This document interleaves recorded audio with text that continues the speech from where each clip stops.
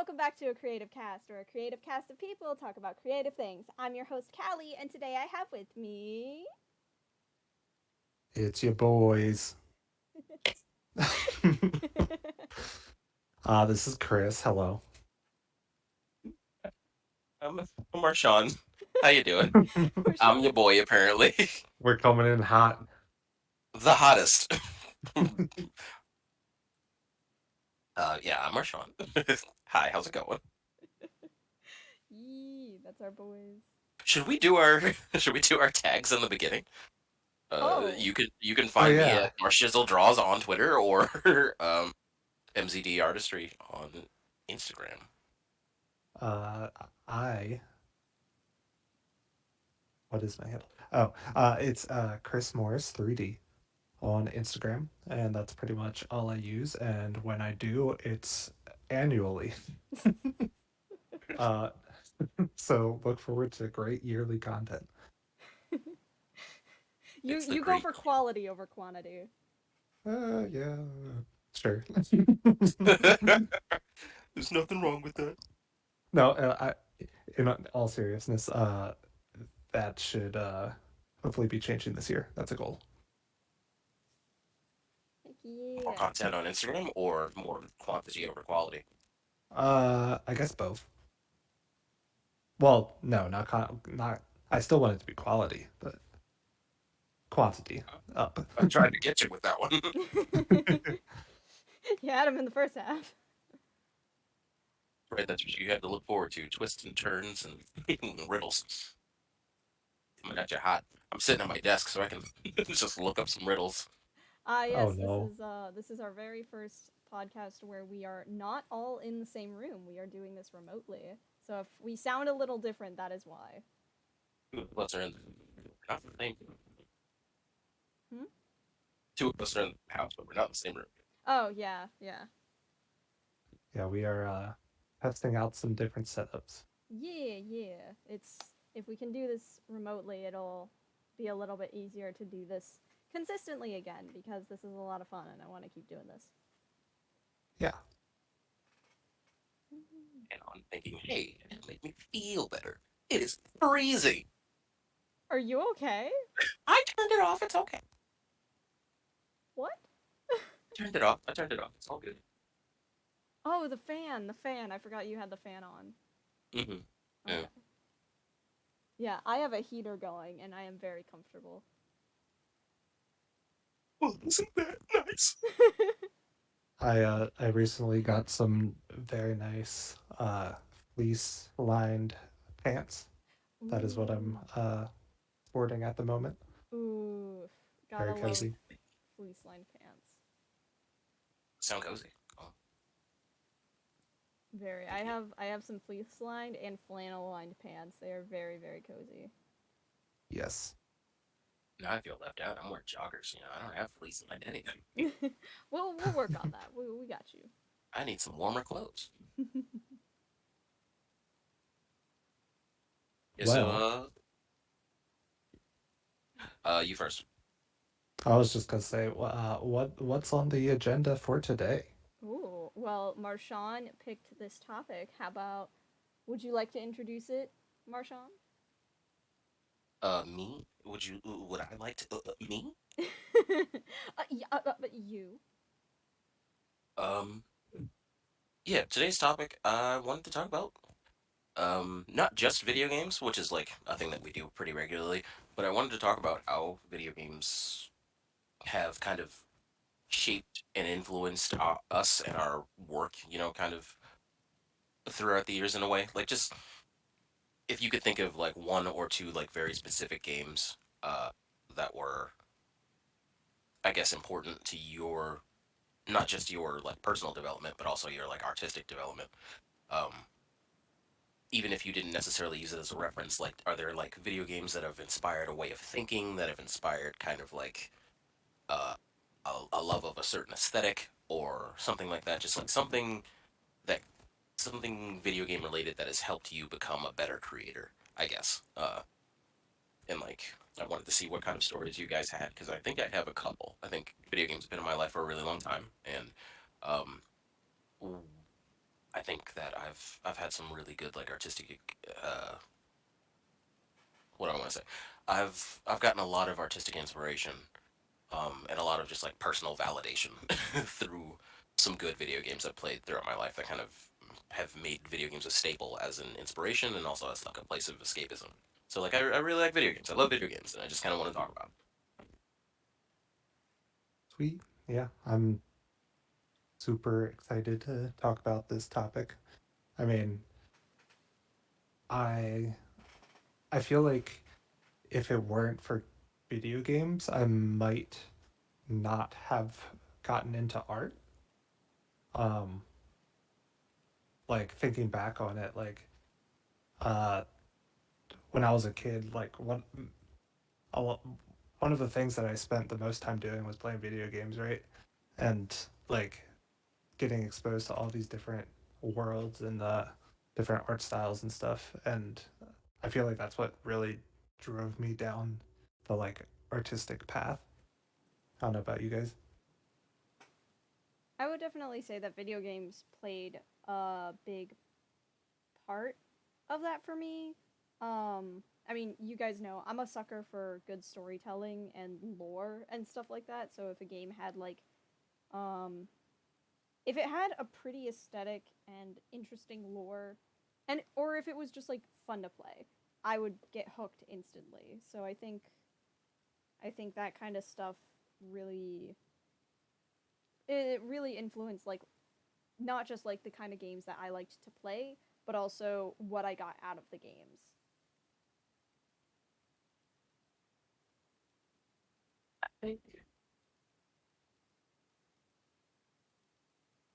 Marshaun? Uh, Oh, microphone, microphone. am I back? Yes, we Yes, can hear you. Okay, I found a quick like I have to click the I have to click the mute button on Discord and then turn it back on, and then I'm good. It resets me. So I have said, your your microphone's a little yeah, I reset it.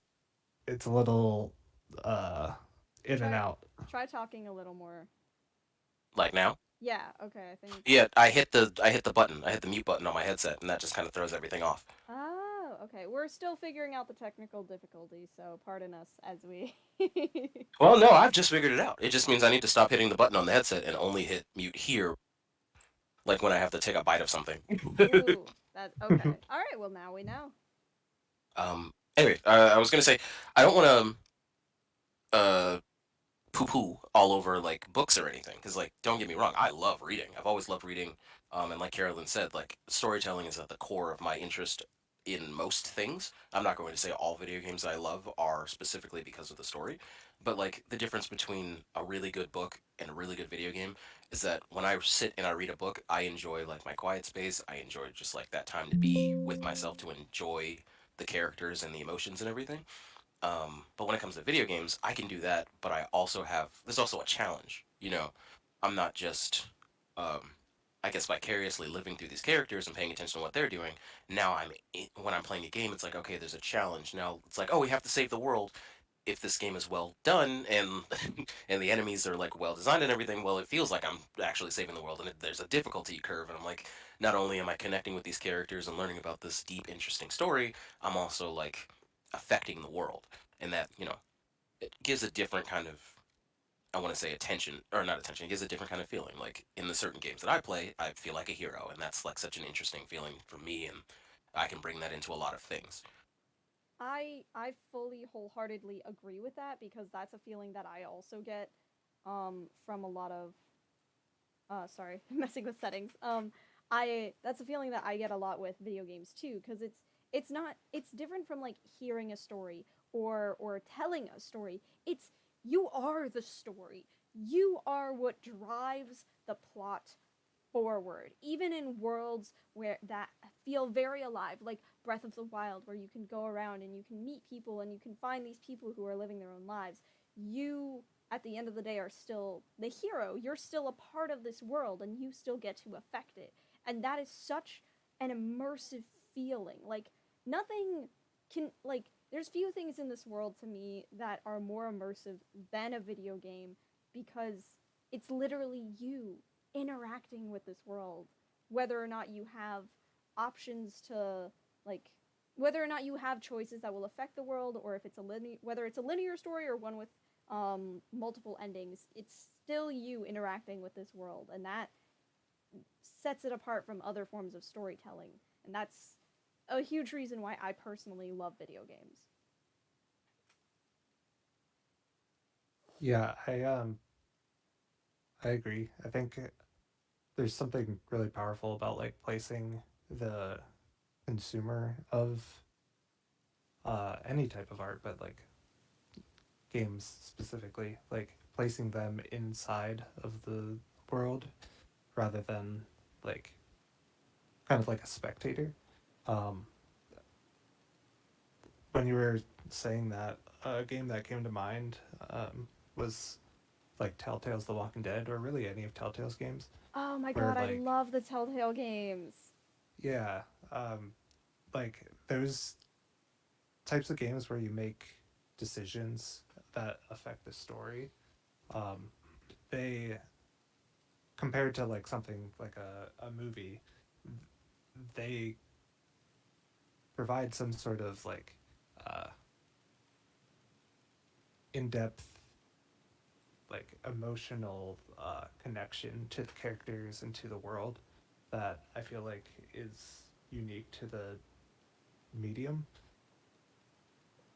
Agreed. Definitely agreed. Because like it becomes this really interesting experience for you, and then also like comparing and contrasting with other people who have played the game and being like, oh my gosh, like did you talk to this side character, they had such funny banter, and it's like, oh my goodness, no I didn't, I'll have to go back and check that out. Oh, but did you find this secret area where you can fight this dude in a back alley, and it turns into like a bit of a thing where he is a reoccurring character that you can meet later. And it's like, whoa, I didn't know about that. I'll have to go check that out, and it becomes a really fun experience to like compare and contrast with other people, or even just like with the same stuff. It's just like, wow, that boss was really hard. Oh my gosh, tell me about it. Did you like how did you beat him, or and stuff like that. It's a really cool bonding moment to be able to like discuss um the experience with other people too. That's a lot of fun.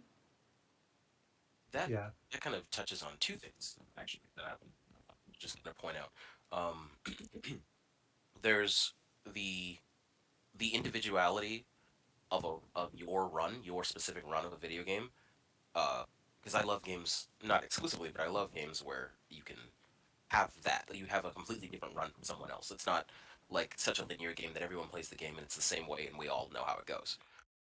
I like that you can have your own playthrough and then talk to someone else about the game, and then like yeah, you have completely different versions of what happened in the game, and that's so cool to me. Like the what um tell games, yeah, the Telltale games too, yeah. But I was talking more about the Souls games. Um, even those it's just like for the most part it's kind of linear. For the most part, I guess most of those games are kind of linear, but then the differences in run become like, okay, which side rooms did you find? Which side rooms did you find? Which weapons did you have? What kind of what kind of aggression were you going for? Did you like a more aggressive combat, or were you a more defensive combat? Like, how did you cheese this boss, or did you not cheese the boss? Like, there's so many different ways to change up your gameplay, and then the second thing that I wanted to talk about was the community around these types of games, because there's so much to talk about after you're done with your run. There's so much to kind of compare and contrast, and like it's like we were all playing the same game. We were all playing the same game together almost, Yeah, and even I though we had completely different runs. It was like we all know the game. yeah, no, I love that vibe too. It's I guess it's kind of the epitome of like a shared experience, cuz it's all these people experiencing literally the same thing but in their own unique ways, and reacting to it in their own unique ways, as unique as the individuals themselves. And that's really cool cuz you can get some really interesting perspectives, especially especially with games as big as like Elden Ring. I remember watching you play, and then like hearing you talk to other people about the game and all these different areas, and how like you were talking to people who were just like, "Oh yeah, I already beat it." And you're just like, "I'm 200 hours in and I haven't beat it and I'm really okay with that because I'm just enjoying exploring." And that was so cool cuz like just hearing the different experiences that everybody had with this game. It was really cool to hear about. Oh yeah, and like since it's brought up, even now talking about my play with Elden Ring, I'm still not done with that first playthrough. But like throughout the entire time, and this is how it ties back into my work, the entire time I was playing the game, and every time I changed armor, every time I fought a new boss, every time I found a new location that I did not expect to fall into, I was just like, this is my like little journey right there. Like, I'm even thinking about it. I'm like, okay, next time I play this game, I want to specifically take each interesting boss fight and like take a screenshot of it and like turn it into a new painting. It's just like my like kind of cataloging my epic adventure through the land between like I think that's what it's called. Through like Limgrave and everything, just like playing this my character kind of going through their journey. Maybe put my face on the character or I usually wear helmets anyway, so maybe that's not the case, but like I'm thinking of fun ways to kind of take this long multi-hour experience and turn it into something for my work that expresses my love for something that I put so much time into. Yeah, it's almost like doing a cover of a song or something. Like taking a existing world and then doing your own spin on it. Oh yeah, yeah, I guess that makes sense too. Yeah. Hmm. um, yeah. Yeah. And I think the game just has such an interesting like visual direction. You know, like every new, especially like the enemies are just so interesting. They make you think about like if I was actually in this fight, how would I go about this? Not just in a video game standpoint, but if I had a tiny little axe and this guy with 10 arms is coming at me, like what would I do here? It just kind of puts my mind in like silly little scenarios and like gives me even more ideas for just other things to write or other things to paint. And it just puts more creativity in my head. Yeah, it unlocks an extra level for you. That's really cool. I mean, Yeah, in a sense of like if art imitates life and the life that you're living is a virtual life in this fantastical world, why wouldn't you create things inspired by it? Um, like why wouldn't you share the funny stories of the things that you experienced? Why wouldn't you paint about it? Especially being that we are artists ourselves, like why wouldn't we iterate like that? Because that's just how we work. Journey is another good example. Oh my Like god, I love Journey. we can keep getting into more like specific examples, but like we all played Journey together. I played Journey with both of you, I Yeah, think.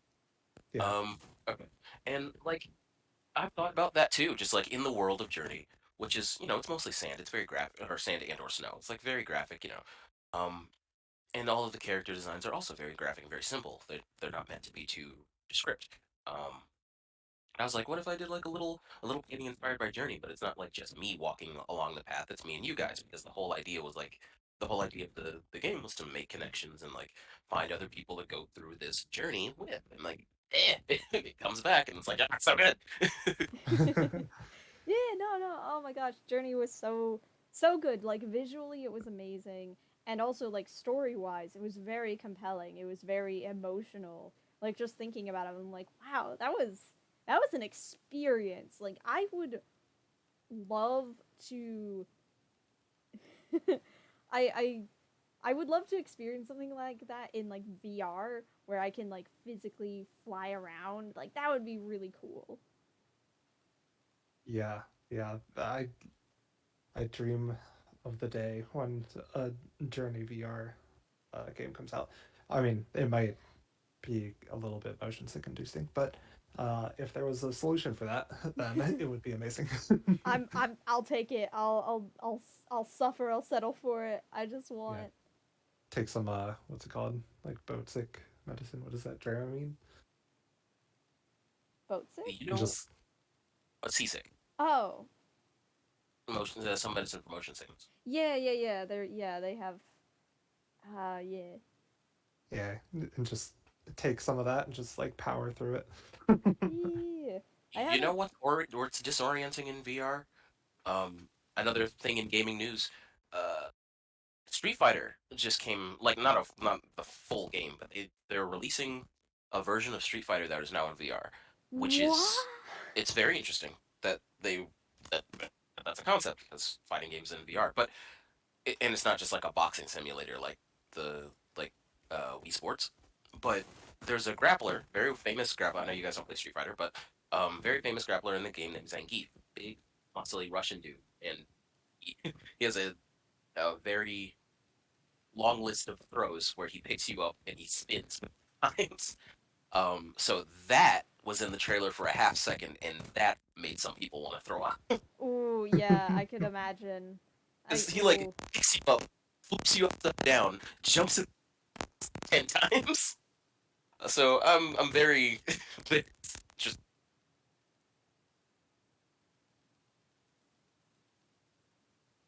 that is What was that last? What was that last part? I couldn't hear it. It was cutting out for me again. either going to make that work completely. Yeah. Yeah. I mean, that's a whole nother conversation. Like translating already existing experiences into VR experiences, but we'll save that for another time. Yeah, yeah. I because feel like it's a 2D fight. It's a 2D fighting game as well. So like the models and everything are 3D, but you're usually looking at them from the side. So it's yeah, you're right. We can talk about it later, but it's an interesting concept. I'm so used to seeing the side of these characters' faces, and now they're just looking directly at me, and I'm like, oh, Ryu, Yeah. Just staring straight down the. the barrel of a Hadoken, Yes. just throws a fireball at my face. I'm like, ah! I yeah, was no, gonna that say does sound barrel of like a fist. genuinely. That sounds genuinely terrifying. Like, actually. Yeah. On that note of like virtual reality stuff though, and like part of like what part of like gaming inspires me. Um, I just wanted to highlight like the sense of immersion that we were talking about earlier and how uh, accentuated that is in virtual reality experiences. Yeah, I remember the Um, first time you let us use your VR, like your like Oculus thing, and that was the first time I had ever experienced VR, and we were just looking at like some random art pieces that people made, and there was one in particular that was of like these three giants, and that sent me. That was like a religious experience because I was just suddenly standing next to this giant that was the three giants that were just looking at me, and it was just like, oh my god, this feels so real. I can hear the water. I can hear their breath. I can It was very immersive, and I was thoroughly enjoying the entire experience, even though it was a little terrifying. yeah. Um, yeah, like something like that. Like you could have that like have a similar um scenario happen in like a 2D experience, like, you know, you could feel that sense of like grandiosity in like games and movies and stuff, but there is something about like being in the 3D space and like having your human scale relative to whatever the scale is of the object uh that like I don't know, it just like unlocks like this sense of realism. Like I was playing this game recently in VR that involved like skyscrapers, and even though I'm in virtual reality, a lot of like I would say like a lot more than most people, uh, it still like got me. Like it it triggered that sense of like being like high in the air, and like it was kind of scary. Ooh. I want to say that I felt a similar thing, and this is not just to give you a pat on the back. I do mean this. I felt a similar thing when I played the SpongeBob game. Oh my Um, god, that was amazing. That was so much fun. Oh, and I yearn for the day when I can do that again. oh, and I would absolutely say you should plug this. But I just want to say real quick first, like that game was so fun, and like what really got me was just like I'm not used to VR yet, and I still really like it. And I think it's a cool concept, but I don't play enough to really feel like I'm comfortable with it yet. And it's so interesting putting something on and then just turning my head and having it move with me. I'm still getting used to that. I'm still getting used to the feeling of being able to turn my head or turn around slightly in a chair and the world is still there. Like I'm not turning away and it's just like an arcade screen in front of me. Um, and that level of immersion is just so fun. It's kind of hard not to smile because you're just like, wow, this is crazy cartoon world that I'm a part of. Yeah, Yeah. no, and Like, um jump like kind of piggybacking off of that for a second. I remember we played a couple of times, but like I think in the last one, I was just I finally like I let go of the fact that like okay, this is VR. I don't have to worry about crashing into something and getting hurt because that's what I was like scared of in the beginning. I was like if I go too fast, we'll crash, we'll get hurt and I'm like no we won't. No we won't. This is VR. None of it's real. Like there's nothing in here that can actually hurt me. And once I let go of that, I just floored it. I gunned it. I revved that engine, and we were speeding. And I remember I remember that, yeah. you were just like, oh my god, we're going too fast, and I could hear the fear in your voice, and I was like, no, we're not. And I think I I hit wasn't another. supposed to hit all those Krabby Patties, man. I was gone. I was so immersed in the world. I was like, I don't care about anything else. All I want to do is go fast. yeah. Well, I appreciate the kind words. Um, I yeah that experience. Yeah, it was super exciting to work on because like it was taking a world that we already had or that was like familiar to so many people and like bringing it to life and uh I guess like letting people become a part of it. Um, yeah, I'm just glad you guys got to try it. Yeah, I'm glad you brought us over and gave us the opportunity. It was very, very fun. It was like being in like an LA like like red carpet event. It was very, very new for me. And you're like allowed to talk about the game openly and publicly, right? yeah, yeah. Okay. Um, I don't know if you've mentioned your. Do you mention your job on a podcast? Is that what we do? I I think if mean, you want to. I Since the game is out, I mean, do you want to plug it? yeah, I mean, I guess I'm not sure how much context I've actually provided, but uh, for my day-to-day job, I'm a 3D artist at a virtual reality experience studio called Major Mega, and our one of our most recent projects was a SpongeBob virtual reality game called SpongeBob SquarePants Dynamic Duo, which is a two-player game where you play as SpongeBob and Patrick. Um, the experience, uh, I guess, the plot being that or the goal being that you're delivering Krabby Patties to hungry customers in Bikini Bottom. And the event that we're talking about is a little launch party that we had for the game not too long ago.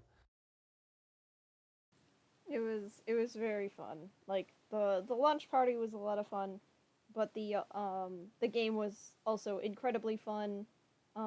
We definitely recommend checking it out if you can. Where's the game Where can you? located, Chris? Yeah, where can you play it? Where can you There's play?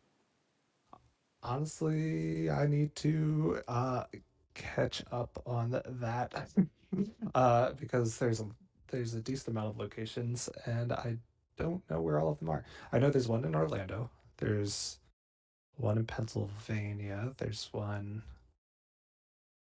They're kind of all over the place. I'll Is the I'll one see in if I can get Pennsylvania? I'll get a concrete list and I can like link it or something. Is the one in Pennsylvania the one in Hershey? No, we don't have a SpongeBob in Hershey. Oh, okay. Um, it's I think it's out towards Pittsburgh, but Oh, okay. Well, you have a different game at Hershey. It was the Hyper Deck, right? yeah, we have the Hyperdeck at Hershey. Okay. Um, but yeah, I have a couple notes on that game as far as like like in regards to how games inspired working on that, Mhm. um, that I wanted to bring up. Uh, I was looking back at like our brainstorming for the SpongeBob game, and it's kind of crazy how much of like um, inspiration we took from, or at least I took from Mario Kart. Mhm. Um, Not even like the visual style or like the racing mechanics, but some of the more like nuanced stuff, like how paths work and how like how computers drive on the road, stuff like that. Oh, that's really interesting. Yeah, we have like a whole like brainstorming process where we look at how like other games will handle game mechanics and try and implement it into our own games at work. Now that you say that, I do kind of, it does kind of make sense. The way that, is there anything specific that you programmed into the other cars driving on the road to be obstacles? Um, because that does remind me of like Mario Kart. There's a Mario Kart stage like on the highway or the freeway or whatever, where you're like dodging in between cars and everything. I mean, we've all played it. Um, and that's fun. And there are a lot of other like stages that do have little bits like that. But the only time I ever thought about AI driving, or yeah, like AI driving in a game was like GTA 5, because that was the only game I could think of where like civilians will sometimes actively dodge out of the way if they're like cops following you. It's like, oh wow, the world's reacting to me. That's so interesting. It's so new. Like usually in GTA they just sit there and you have to crash into them or just go around them. But now the other drivers like see you and actively try to get out of your way, or sometimes or like get in your way to stop you for the cop. It's interesting.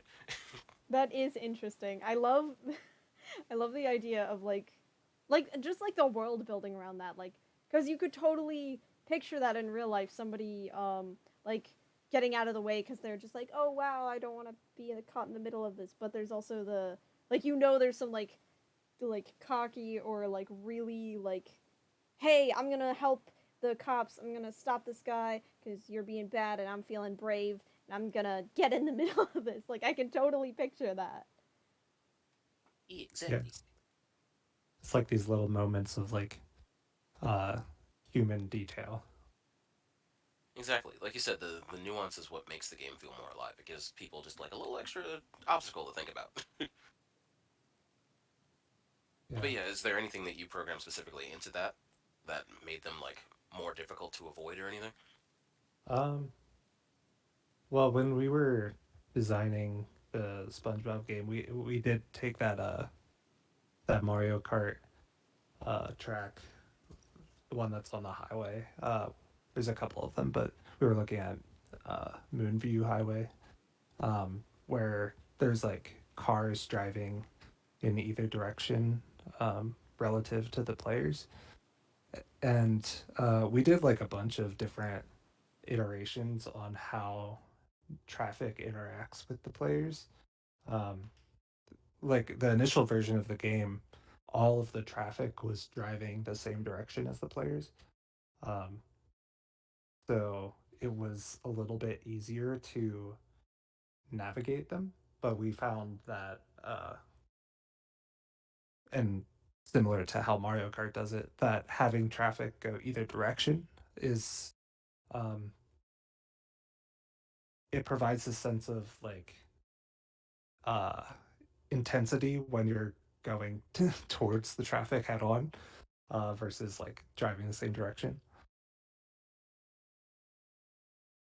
That So that I like that because because I feel like there's no like, that's the only situation where like driving head on into traffic sounds like a relatively okay thing. I mean, obviously, even in a video game, it's bad because it's an obstacle, but like it really taps into that, like, I guess, innate fear that we have because you know that if you're driving headfirst into traffic, that's a bad, like, bad things are about to happen.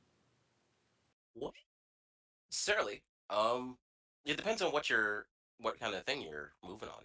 Because Chris and I, when we used to go longboarding in Lancaster, it was always easier to ride where traffic is coming, so you see the cars coming.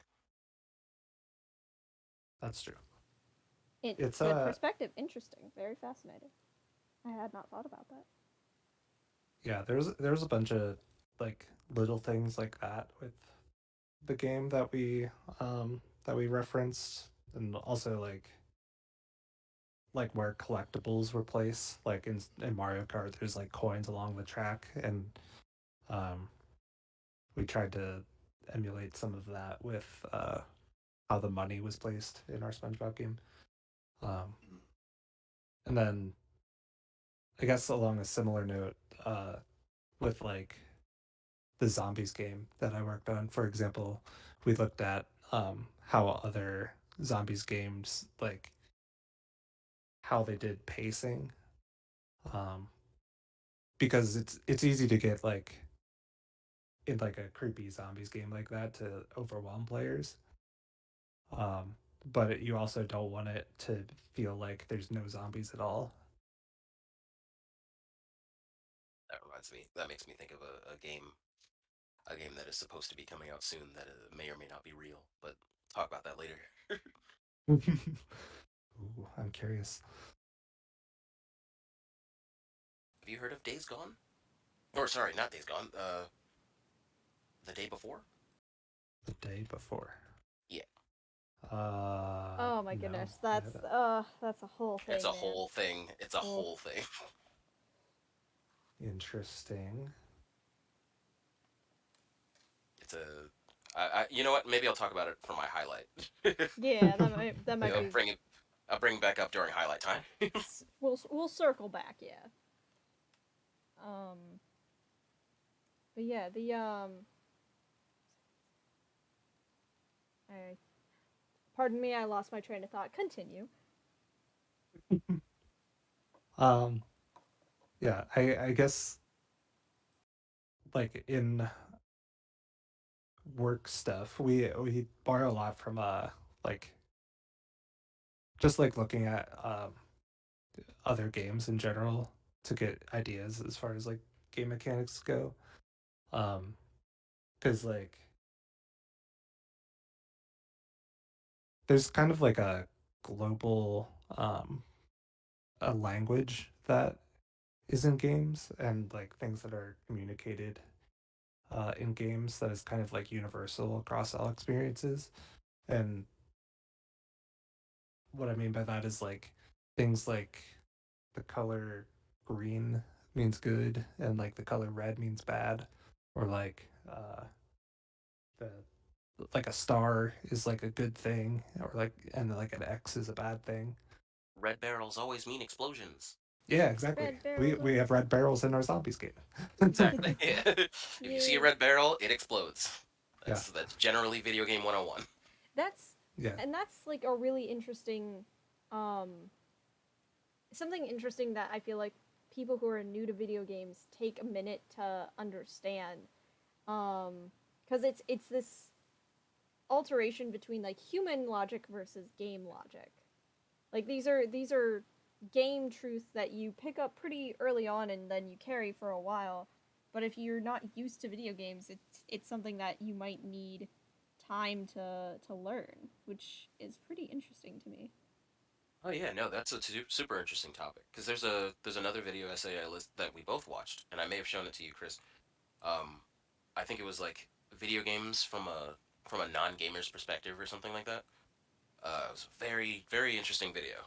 For both me and for myself and Carolyn, because like I've played video games all my life. I guess both of us have, but we have very different like levels of experience and we've played very different types of games. So like something to me that may seem like common knowledge in video games might be completely different for Carolyn because she just didn't play the same type of games. And vice versa. Like they're like the kind of games that I played growing up and the kind of like the game logic that I have, like the game common sense, I guess would should be the phrase. No, I Um think game logic makes sense. That was good. yeah. I think it's like what I understand about the type of games I played would make sense unless you're new to it. Then it's just like, wait, what do you mean that's how this works? Oh yeah, like I don't get Wii Sports Resort or anything like you do. Like I just don't get it. I'm not good at it, and I think most of you are pretty good at Mario Kart compared to me because I didn't like Mario Kart growing up, but then it like grew on me. Mm. But like I realized like I don't know how to like in the beginning I didn't know how to drift. I didn't know how to get the speed boost in the beginning. I didn't realize that the invisible walls could be turned off. Yeah, yeah. It's kind of like it's almost like learning a second language in a way. I mean, obviously on like a much uh, simpler scale, I guess. But like you pick up certain like symbols from the game, so to speak. Like, um, I don't know. Let's say there's a certain particle effect that shows up when you're about to get a boost in Mario Kart, and you'll learn to like pick up on that, and then like it's kind of like a learned skill, I guess. Oh yeah, it Yeah. absolutely is. And like I could definitely talk about that because recently I've been learning Tekken. I've been relearning Street Fighter, but I've been learning Tekken. And I mean, you both know that I really like fighting games, and I've been getting more passionate about them lately because I love combat in movies and video games and stories. Just in any way, I love combat. Um, so I'm like really into fighting. And I've been getting into Street Fighter, I've been getting into Tekken, which are two very very different types of fighting games with long like legacies behind them, and entirely different like learning curves. And it's really really cool. It's really really cool to just kind of jump into um, this new world. Like I had already known Street Fighter for to some degree my whole life, but I didn't know anything about the community. So I was learning about the community. Um, but when it comes to Tekken, I knew nothing.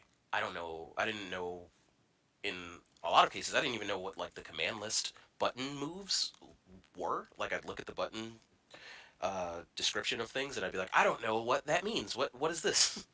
Um, so I had to not only learn how the game worked, I had to start watching videos of people playing the game, and then they've got all these other words. So it's not like I'm just learning fighting game fundamentals like footsies or footsie, fuzzy, friggin' overheads, friggin' other stuff that I can't think of right now because I'm nervous. But there's a lot of like normal fighting game lingo, and then when you get to a specific game, it's also got its own language, and then it's also got its own, like you said, particle effects for like if you hit a mid attack to a low attack to a high attack, they all have different particle effects, and they're only there for like 3/50ths of a second, you know, because like it's a 60 FPS game, and like a single jab is or a good jab is like 4 frames.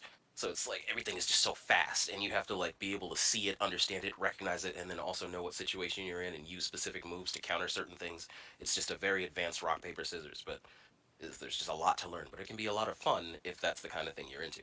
I like the idea of learning these pseudo languages because that's kind of like also a part of that whole community thing. The more you know about this world, the more you kind of immerse yourself in it, the more you can kind of share with the people who also get it or learn from the people who knew it before. And there's just a lot of cool community in that. Yeah. Yeah, totally. I You talking about that made me think like games like they almost train your brain in a certain way. Like I feel like back in the day especially there was like a misconception about games being like bad for your bad for you or like making you dumb. Oh yeah, no, that uh, was video games make you violent and video games rot your brain. That was a whole thing. I mean, as yeah, soon as TV had been around for a while, anybody was like, "Hey, you sit in front of the TV for too long for any reason, it'll make your brain rot." yeah. But like so many games like they the amount of like strategy and like Right? puzzle solving and problem solving skills that you need for games like if anything that's building skills that would otherwise be uh someone that doesn't play games might miss. Hmm. Yeah, no, I feel like that's something that a lot of people who either don't play games or don't understand games miss is that like it's a lot of that. It's a lot of strategy, it's a lot of problem solving, it's a lot of puzzle solving. Um because that's because at the end of the day it's a game. it is a game where you have objectives and you're trying to figure out how to complete those objectives to move on. And figuring out how to do that is the fun. Because that's what this is. It's fun. Yeah. Another nice thing about it is like prioritization and organization.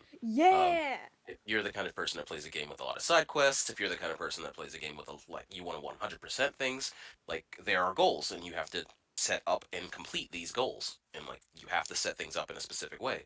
And then there's also like speedrunners that also have their own like types of strategies and level of knowledge about things in order to like break the game in specific ways to get to where they need to go as fast as possible. Like there's so much mental energy that can be put into video games, or none if you just want a relaxing experience. And that's a whole part of it too, because like there are, I feel like a lot of people think that all video games are just like third person shooters, and those have merit. They have a lot of like prioritization. You have to figure out like, okay, if I have this many health potions and I'm about to face like some enemies, I have to ration this out. Like that's a really important part of it. And also like keeping a cool head under pressure, that's something that you learn when dealing with those situations. But there's also a whole bunch of other kinds of games, like puzzle specific games, or farming simulators, or platformers. There are so many other kinds of games out there that are not oriented, are just They're not like centered around violence. exactly. And my gosh. Yeah, they're not centered around violence. And like, I don't know, there's a small part of me that's just like, I mean, like, why would you hate on somebody for liking a violent game? Lots of people like action movies. Those are pretty violent. They are pretty violent. They are so Lots of people like lots of books that are quite violent as well. yeah, no, like there are books like it's not Lord of the Rings, Game of Thrones, yeah, you tell me like Harry yeah, Potter. Game of Thrones is so violent and I didn't hear people being all like it'll make It'll you rot your brain. it'll rot your brain, it'll make you violent. It's like no, that's not how this works. Yeah, I mean, I guess that kind of speaks to like the difference between uh video games and other media, at least how they're perceived. It's like I think people have that perception because you're controlling the violence in a way. Yeah, But absolutely. but Sorry. I can yeah, I it's can like yeah. I don't know. It's like I don't know. I think it's people can disconnect like games from reality, I think, more than uh people who don't play games give merit to, if that makes sense. No, Oh yeah. I agree with that. I feel like that's part of the issue is that people who are looking at a game from an outside perspective might see it as more Seamless rage, like yeah, seamless like like aggression. like maybe they see it as like pure wish fulfillment or they see it as like hyper immersion where you're Hmm. not just playing this game, you are this game. And that's not the case. I mean, sure, like we were talking about earlier, we love good immersion, but like it's not it's not to for me personally, it's not to experience that side of things. It's not about being a violent person. It's about experiencing something new.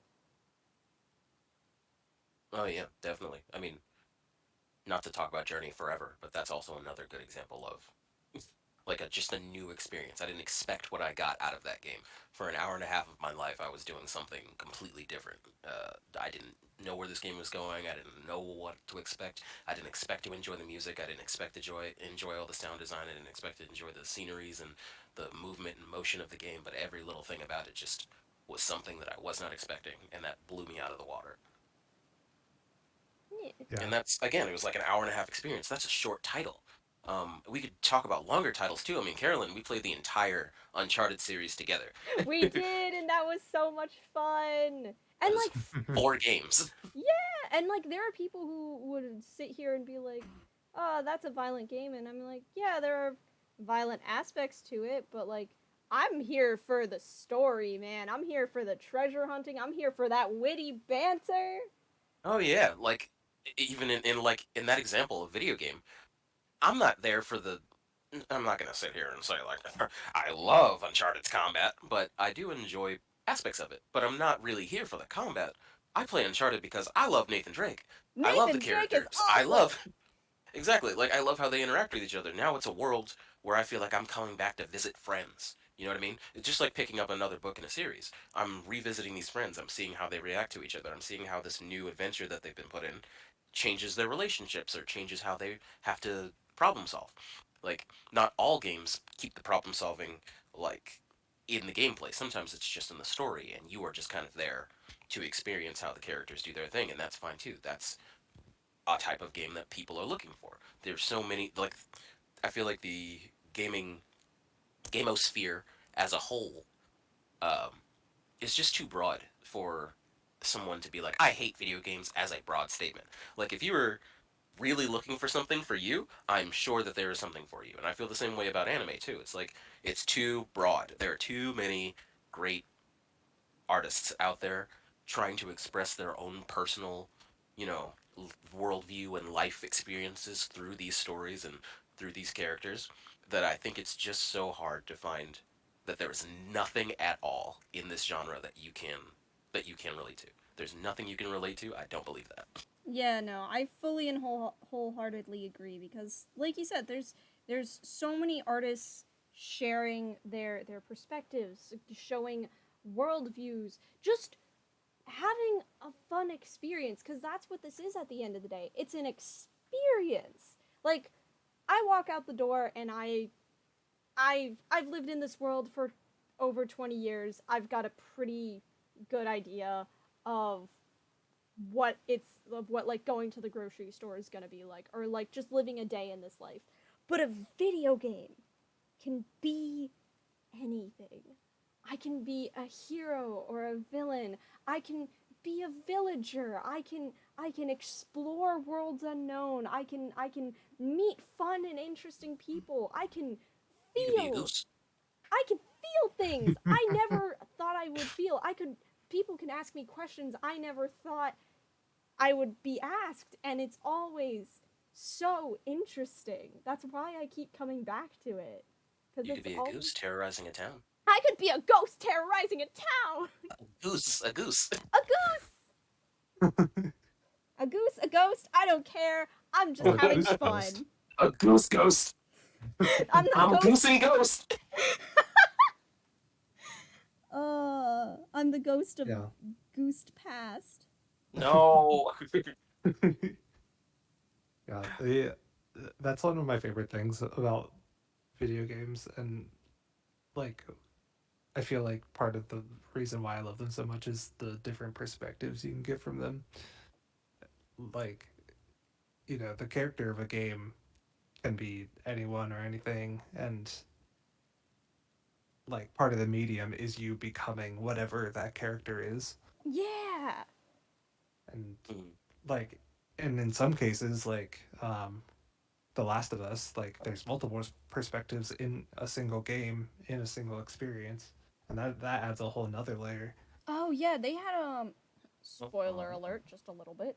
But they had some of that in God of War Ragnarok, where you would shift perspectives. You would play as different characters, and that added, like, it added a new level from like the outside perspective because like we've always identified with Kratos because that's who we've always played as. But suddenly we're Atreus. Suddenly we're Atreus going on our own adventures, experiencing the world for the first time on our own. And that is such like a monumental moment. It's and it adds to the storytelling because you're also experiencing this with him. it's this weird line between being like a viewer and being an active party, and I'm super here for it. Yeah, that's awesome. I don't want to get too deep in The Last of Us, but since you brought it up, um, Sorry, I knew you'd have something to say on it. oh yeah, that's what I'm saying. All right, I won't say too much on it, because it can be quite controversial. I know that I love the games, and I don't really need anything outside of that. But um, there was a lot of like backlash for the perspective jumping in the second game. Is a lot of people just were not willing to see the other side of the story, and I was just like, that's you got to experience it, man. It's a story. It's not just about this character or that character. Like this is a world, and you gotta be immersed in the world. Um, I mean, it's one thing to be like attached to the characters in a world, of course. I mean, I get attached to my characters all the time. That's another like big thing about video games. Like, I can't. In most cases, I don't play a game where I'm just like, ah, the characters all suck. I don't care about them, whatever. Like, I usually leave a game thinking, everybody's gonna be okay. I know they were. like, I develop these connections with these characters, and I care about where they're coming from and what their perspectives are, even if they're the good guy or the bad guy. Like, I want to know more about them. I want to know more about this world. I want to know about what the writers were trying to tell me. Like, there's so much to explore and enjoy. And I mean, we've talked a lot about like these bigger concept video games, but like Carolyn's been playing Tetris lately. We started playing Tetris a little this week, and like Tetris is fun. I didn't know Tetris was fun. Tetris has been like doing something to me that I wasn't expecting it to do. Because I remember playing Tetris a little when I was a kid, and I was very bad at it. And now I'm playing it like I'm not trying to get super high scores. My little gremlin brain is just like, yes, put blocks next to blocks, make pretty even block. I get this very odd gremlin brain that's just wants it to look satisfying and pretty and clean, and that's all I do when I play Tetris, and it's very satisfying and calming. I will say that Tetris Effect is really interesting, because of like all the crazy visuals and the way that the game reacts to you putting down a block. But sometimes it speeds up, and I'm like, wait, no, please, I just want to put block next to block. It's a very This is too interesting. much for me. This is too much for me. Is there not like a peaceful mode for Tetris? Maybe I've like I said, like I'm very new to this, so maybe there is, and I gotta find it because I love the crazy visuals, but I want, I want to go slow. I want to enjoy putting block next to block. For I No, am a baby, and I'm I just imagining like a Tetris game, but like instead of like there's no walls on either side, it's just blocks that like go on forever. blocks forever. Oh no, I That think that sounds I might be amazing. wrong. That might be a mode. I might be wrong. I think that's a way That's you can play Tetris. that sounds so nice. That sounds very satisfying. Yeah, gosh, now I want to play Tetris. It's been a lot more fun than I was expecting it to be. Because I'm just like, block. I want block to be next to block. I want to become one with block. I got. Also, yeah, how can you call video games violent when I'm sitting here like, I just want to put block next to block, man? Uh, Speaking of block games, Minecraft. Minecraft! You know, I'm convinced that humans just really like cubes. Yes, yes, I agree. As seeing as my username on most things is just cube, I Cube! can attest. Cubes are very nice. Who doesn't love a good cube? Yeah, there's something about well, I was gonna say cubes, but something about Minecraft that like the sense of world building in Minecraft, I feel like is almost unparalleled because like well, for one, each world that you enter in is like completely different. It's like randomly Yeah. generated. So like you get the sense of like a unique experience. Mm-hmm. But then like as you spend time in a Minecraft world, you like start to become familiar with the world, and like you get like a mental map of it, almost as if it's like the world outside your own home. Oh yeah. It's kind of crazy, like the sense of like spatial awareness and like your relationship to this space that isn't even like a real thing. Oh, for Yeah, and sure. that's super important for like speedrunners again too. Like with most games, it's just like you create this mental map and you have it all memorized in your brain. So like no matter what ledge you fall off, no matter what door you go through, you know exactly where you are. Yeah. That kind of makes me think of Tetris, or not Tetris, sorry, Metroid.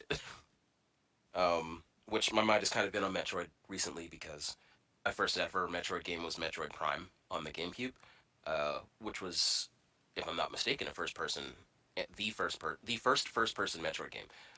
And on the GameCube, fighting like aliens on another planet in first person terrified me when I was little. Um, so I never finished it, and for years I was like, oh man, I really want to go back. I'm a little older now. I'm used to horror games. Like even though it's not a horror game, I want to play that game. And then last week, there's a remaster came out, and I'm so excited to play it. It's like I'm so excited to Yeah. finally get a chance to play that game now that it's been like updated and it's on the Switch. Like I want to know what did I miss, what did I not do? Because I never watched anyone play the game. I never watched anyone play Prime all the way through. Um, which is interesting for me because I usually watch Let's Plays for older games anyway. Like just watch someone else play them, and just experience the story through that because I still get to experience the story. But yeah, no, I just kind of want to be the one to finally play that game for myself. I feel like that's one of those things I feel like I've had in the back of my mind as like, I chickened out. I ran away from that game when I was little. I really want to try it now. I did the same thing with and this is another great thing about video games. These fun little memories. I did the same thing with Resident Evil 2 when I was little. When I was a tiny baby. The first Resident Evil game I ever played was Resident Evil 2. I was at my cousin's house. He had it in the N64, I believe. Um, and he was like, "Here, you play." And he gave me the controller, and I remember a hallway. I remember a hallway in some. Remember, this is like PS1 era graphics, so we've got like these blocky, tentacly monsters walking out, Oh. and you can barely see what you're looking at. You could count the pixels, my guy. Um, but it was like this plant zombie thing, and I was just like, I don't know what that is. I'm gonna go this way. So I went through a door, and there was just it was like there was a ladder on the side, but I did not see the ladder because of the graphics. So it looked like it was just a balcony to nothing. So it was like a balcony to nothing, or zombie thing that I don't know what it is, and I don't know how to use a weapon. So I immediately stopped playing. I just put the controller down and ran away. Oh god, what a mood. And I did the same thing with Silent Hill. I started playing that game on the PlayStation 1. I think my aunt was in the room. She's only 7 years older than me, but I was also like 6 at the time. Um, so she's like sitting there watching me chicken out.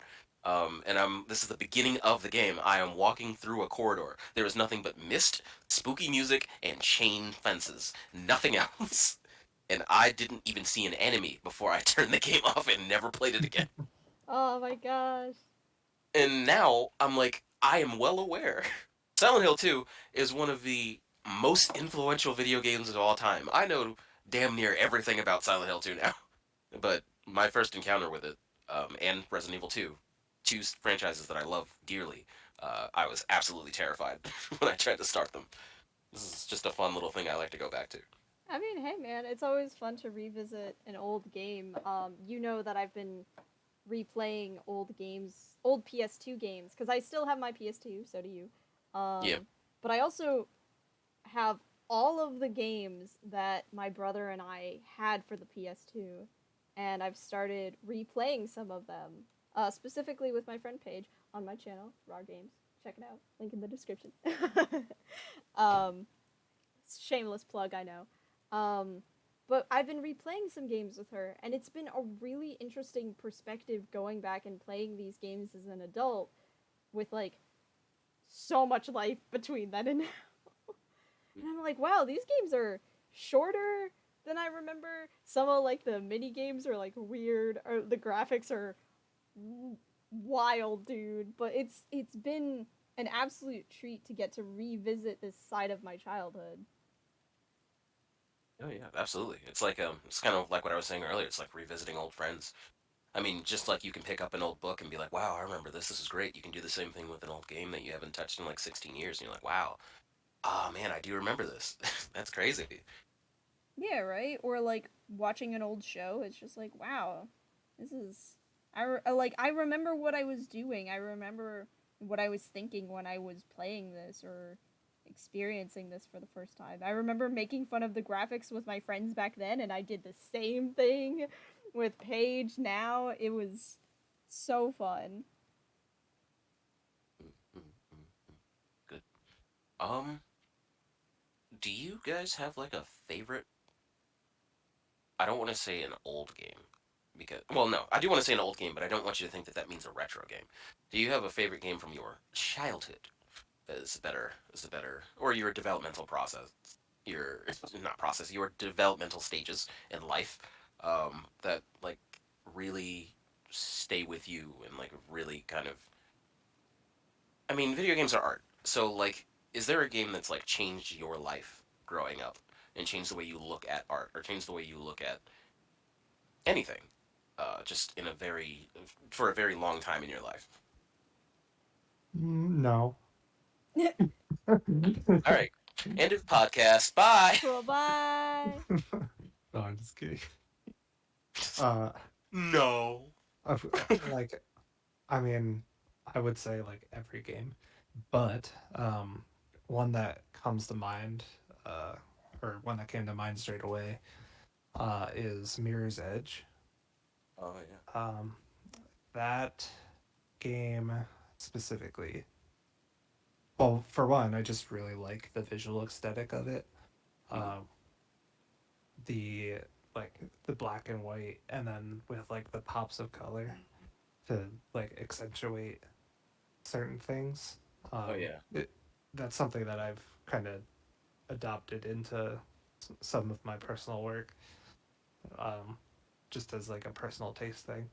But also because like it's kind of like the prime example of like good uh, visual hierarchy in games, and something that I always think about when like designing a game is to make the things that players can interact with colorful and like to stand out from the rest of the world. Without being like too it never seems like it's too aggressive because it's supposed to be aggressive in game. Right. Like you could say that in a lot of modern games it's just like, oh, climb here, but instead of like having something subtle, it's like paint and like symbols and like broken wood just to make sure you know you have to climb right here. Yeah. Um, but in Mirror's Edge, I feel like you said, it was so much more streamlined because it's a free running game, and they take that very seriously. You should be running, you should be moving quickly, which means you have to make very sharp decisions, which means things need to be very high contrast and stark and graphic. Yeah. It was like it was kind of like subconsciously teaching like base game design like principles to me Hmm. while I was playing it before I even knew that was a thing, Oh which yeah, I really respect looking back out on it. absolutely. I don't think a game necessarily has to hide its. I was about to say scaffolding.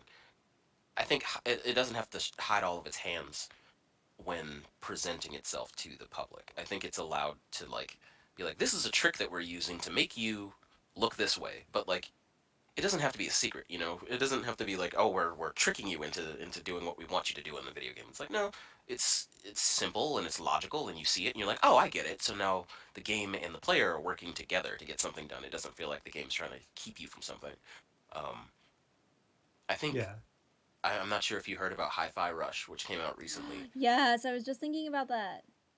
I'm not super familiar with the game, but I know that it is the type of game that's not meant to be very long. It's the type of game that's like, I am a video game, and I know I'm a video game, and you know I'm a video game. So let's skip all the cheesy stuff. It breaks the fourth wall in those areas. When it wants to teach you something, it's just like, hey, uh, here's a really simple way to do this, and here's like a robot that'll explain it to you, but in a fun way. And then it's like the game is always showing you how video games work in a simple way if you've never played a video game before, but it's also made with the idea in mind that you probably have, and you've probably played a bunch of them, and you probably get the cliches. So let's get those out of the way and just be like over the top and silly and fun, and just have everything move to the same beat essentially. Like it's all, well, literally actually the whole game moves to the same beat of the song, but that's neither here nor there.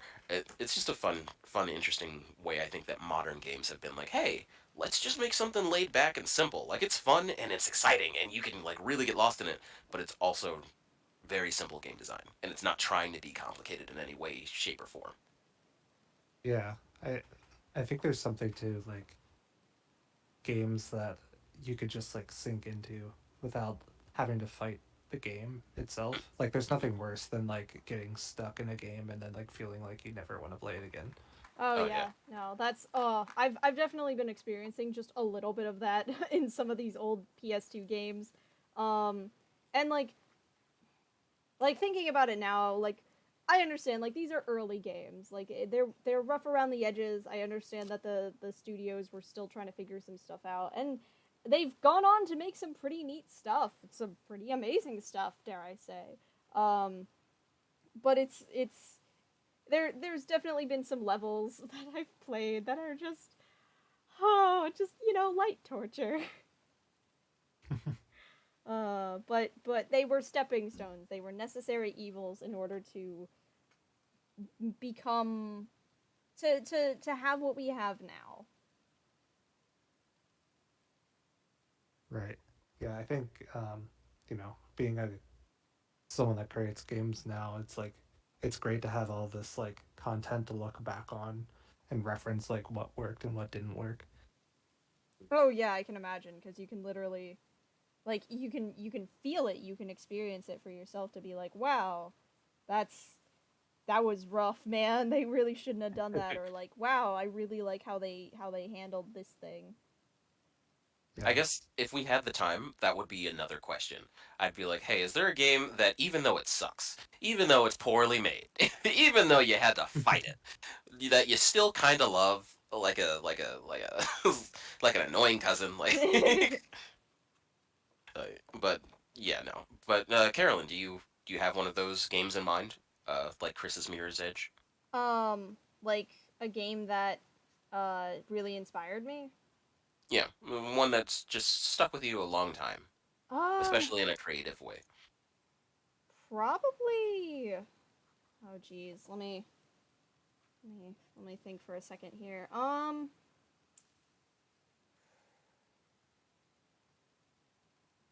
I think I'd have to go with Mario Galaxy. Oh yeah, yeah. I guess I should have guessed that one. Yeah, cause like not only was that like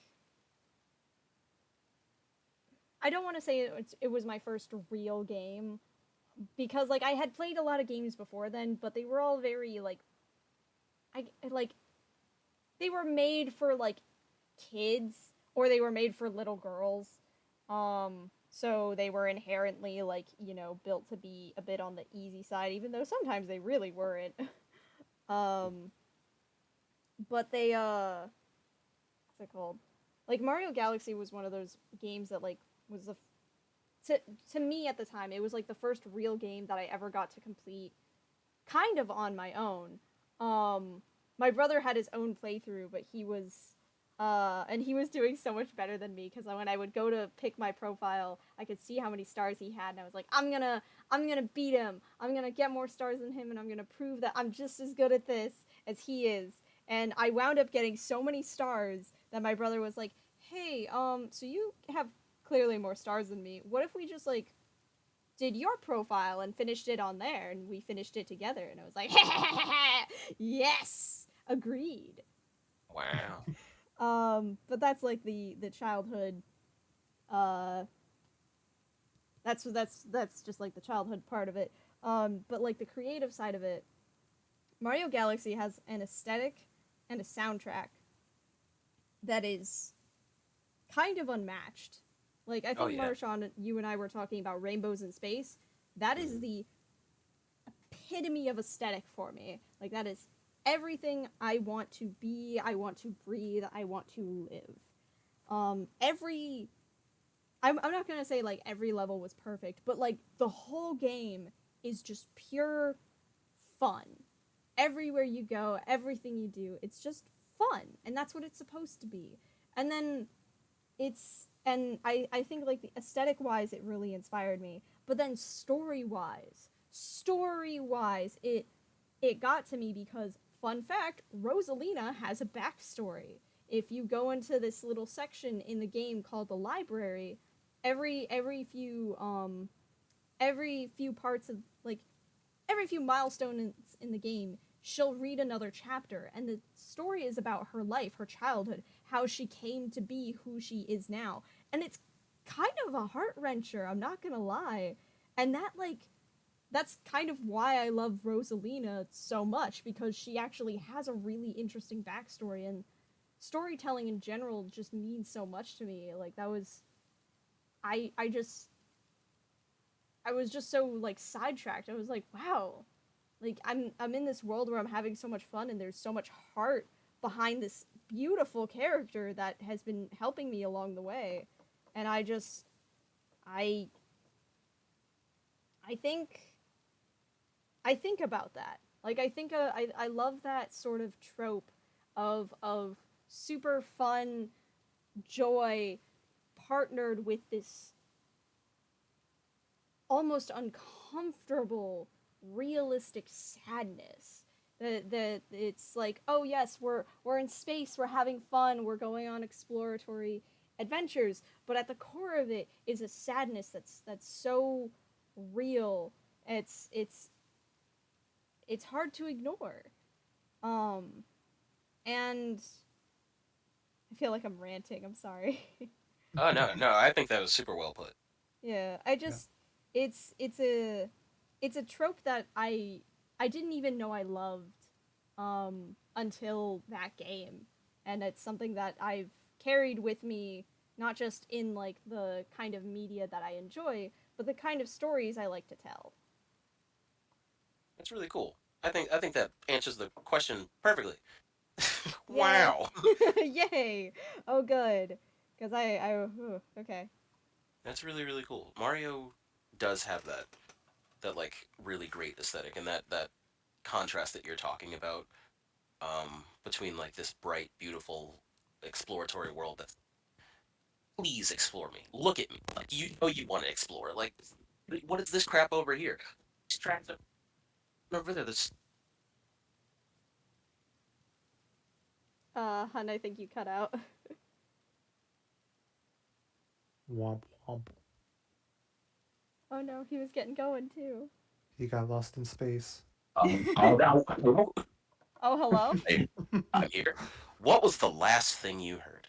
You were just getting started on your rant about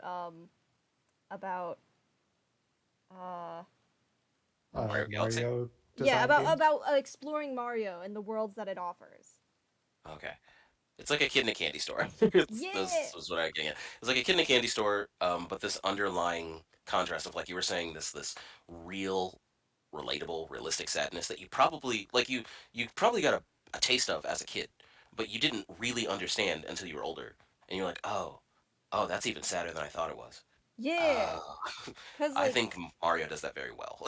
yeah, cuz I recently I watched Vinny from Vinesauce replay Mario Galaxy, and just re-experiencing that, and I want to replay that game myself probably soon.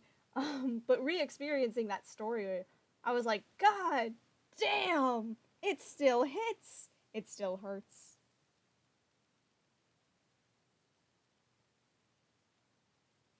Yeah, the the balance between like fun arcadiness and like just like solid story is like one of the best things about uh like some of the best video games. Yeah, Like there's games that have one or the other, and then there's games that have both. and they And pull it off so well. yeah,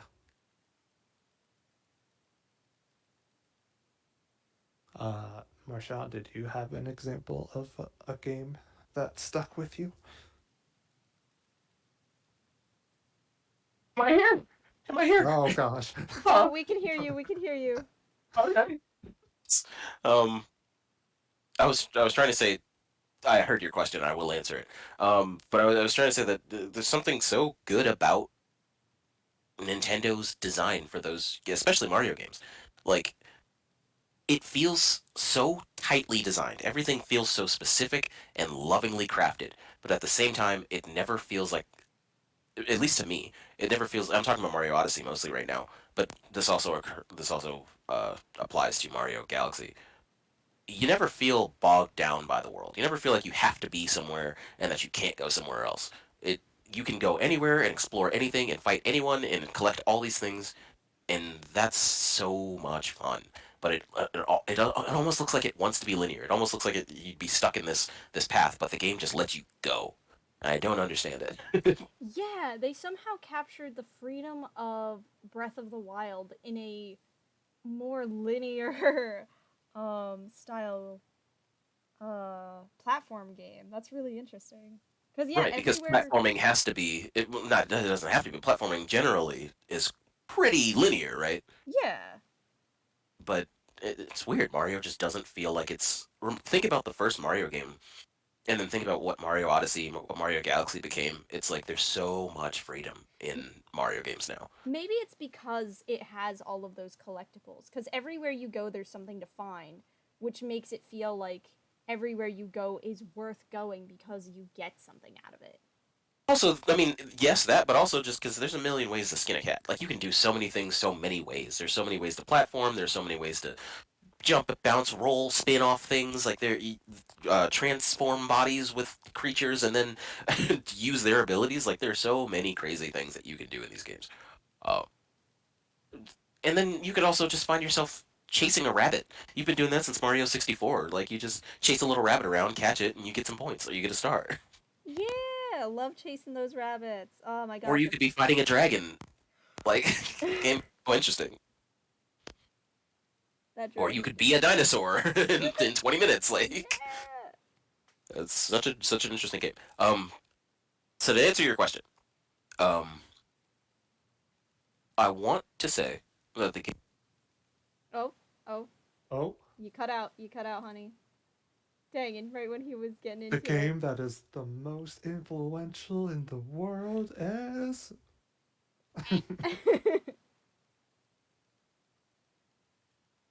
Do, do, do. Oh, Okay, we can oh, kind of hear you. he So the comes back. most influential game in the world. Yes. I'm kidding. It's I think God of War 3 was that for me, and Ooh. it seems like a. I'm saying it out loud, and I'm like, that's not the choice I want to go with because there's so many games that have hit me emotionally in so many ways. But I'm going with that one because Um, when I discovered God of War 3, I think it had been out for a little bit. I don't know how long. I wasn't really into video games as much. Like I loved video games, but I didn't like follow them on YouTube. I didn't follow any journalism. I didn't have a Game Informer subscription. My dad did, but um, I think I just didn't read them that often. And then he moved out, so then I didn't really get them that often. But when I saw God of War 3 for the first time on my mom's brand new laptop, in a high quality, high definition uh, YouTube footage for the time, it blew my mind. Like I'd seen God of War 1, I'd seen God of War 2, and they looked like fairly strong, very fun PS2 games. But when I saw the graphical overhaul of God of War 3 for the PS3, it blew me away. Like I could see rain just like hitting enemies and like sliding down their back. I could see textures. Like at some point in this version, I think this trailer I was watching, Kratos fights a Cyclops, and I freaking love this. I believe this is the first game they did this, maybe, where like you do the quick time event, you climb to the top of a Cyclops after doing some damage, and you rip his fucking eyeball out.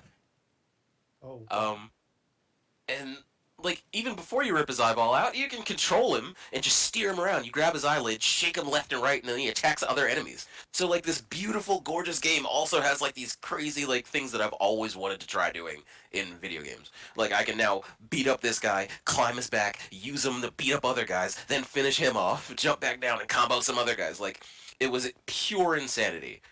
Um, and that was crazy to me. I didn't know that games had gotten that good, had been able to look that good. I think another thing that they did was like something that I loved in that game that I feel like is like not talked about enough is when Kratos, you could literally just grab a weaker enemy and use them as a battering ram and just run through other enemies and then toss them off the cliff. Like there's so much freedom to just express yourself and have fun and try new combos and just do all this stuff while the game is just beautiful.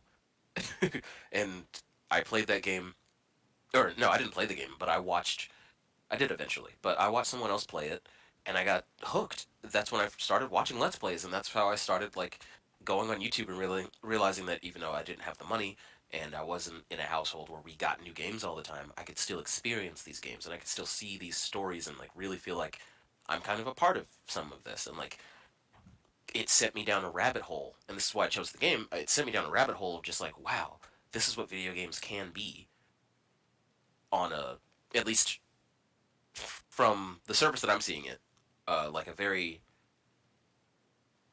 aesthetic heavy focus, I'd say. This is what video games could be. And as I got older, I found out that that wasn't all video games could be. Like I found not Attack on Titan, sorry, What? Shadow of the Colossus? Shadow of the Colossus. Yeah. Yeah. I found Shadow of the Colossus, which doesn't really need an introduction. Fantastic game, uh, just a beautiful experience. Again, another game that is an experience. Like you could play it and be like, "Oh, I'm going to kill all these monsters and I'm going to get to the end and learn the story," but it is so much more than that.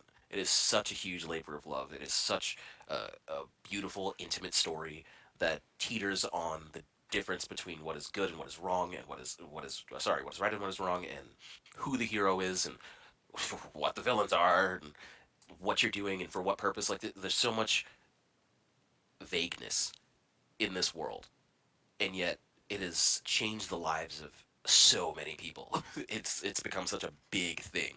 Um, and I did eventually play God of War 3, and I did eventually play Shadow of the Colossus on completely different times of my life. And getting to like finally sit down with them, it was like again, it was like sitting down with an old friend. It was like, wow, it's here you are. I've only ever seen you from a distance, but now like I know your story, but I still need to experience it myself. I still need to be the one doing the things. I need to be the one in the driver's seat for this because you've connected me. You've connected with me on a level that I'm just not used to. I'm not used to people or no. Did my mic turn off? No, No. no, we Nope. hear you. We Okay. hear you. My screen went dark. Sorry. Oh my god, no, you're good. That was really Yeah, funny I just though. really like the games. I can definitely relate to a lot of that. Specifically with the game. Oh, I can't hear you. Can hello? Marshaun? Test test. 1 second. Testing, testing.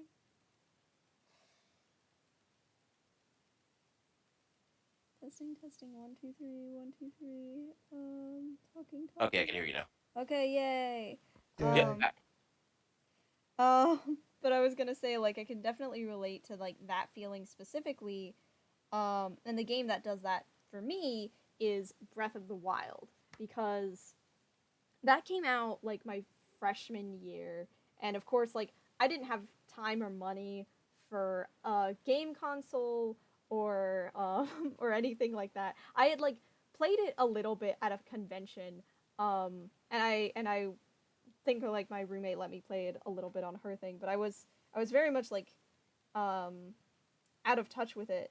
And then my sophomore year, I had to take an oil painting class, and that was very rough for me. But what got me through it was watching again Vinny from Vinesauce play through Breath of the Wild. It was perfect because they were always like super, like they were like a couple hours long, like five. Some of the streams were like 7 hours long, and it was perfect because I could set it up, it would go, and I could do my painting, and it was such an experience, just sitting there doing something I didn't want to do, but it was made all the better by this game that I loved. And then I fell in love with that game so hard that I watched the Game Grumps play it.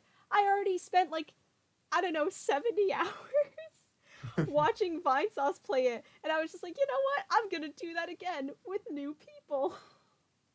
And then eventually I got the game myself, and at that point, I knew the game. I knew the ins and outs. I already knew where most of the shrines were, I knew where most of the Koroks were, and this game still surprised me. There were still things that I had not seen, I had not done.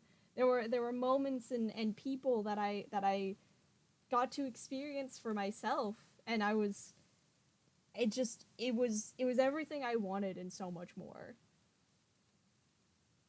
Heck yeah. Breath of the Wild is something. It truly is. It is Oh a yeah. spectacle to experience and to be a part of.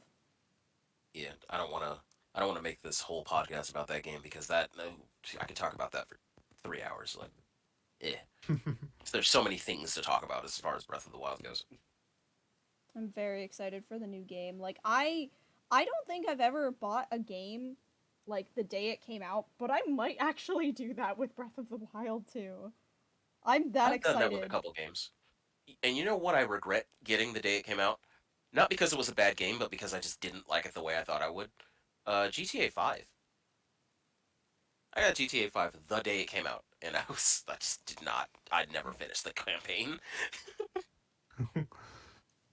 It be like that, man. It be like I that. and that's the thing. Like I wanted it because like when I was little, and this is relevant. When I was little, it was like, oh, don't play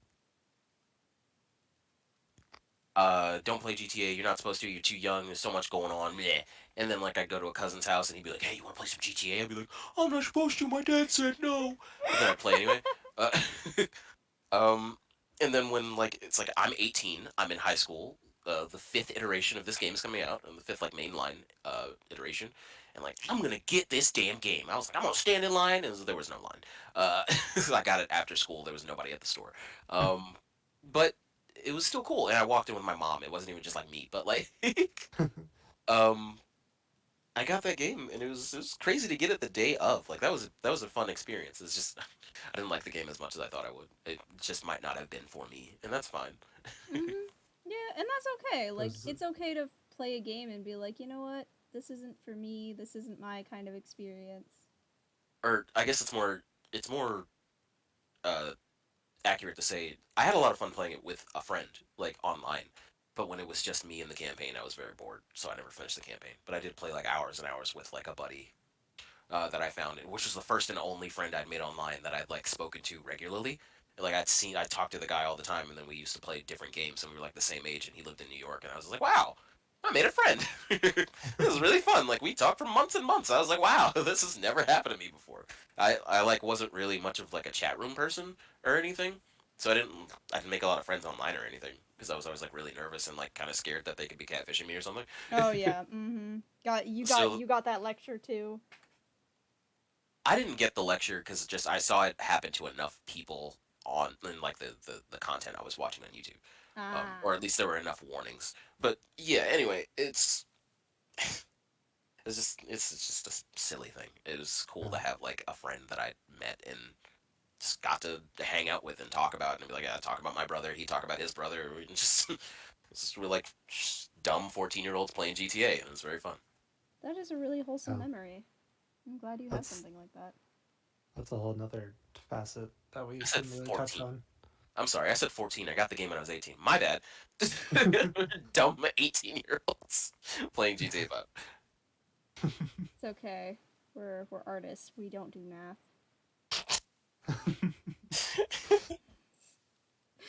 It doesn't feel like it was that recently, you know.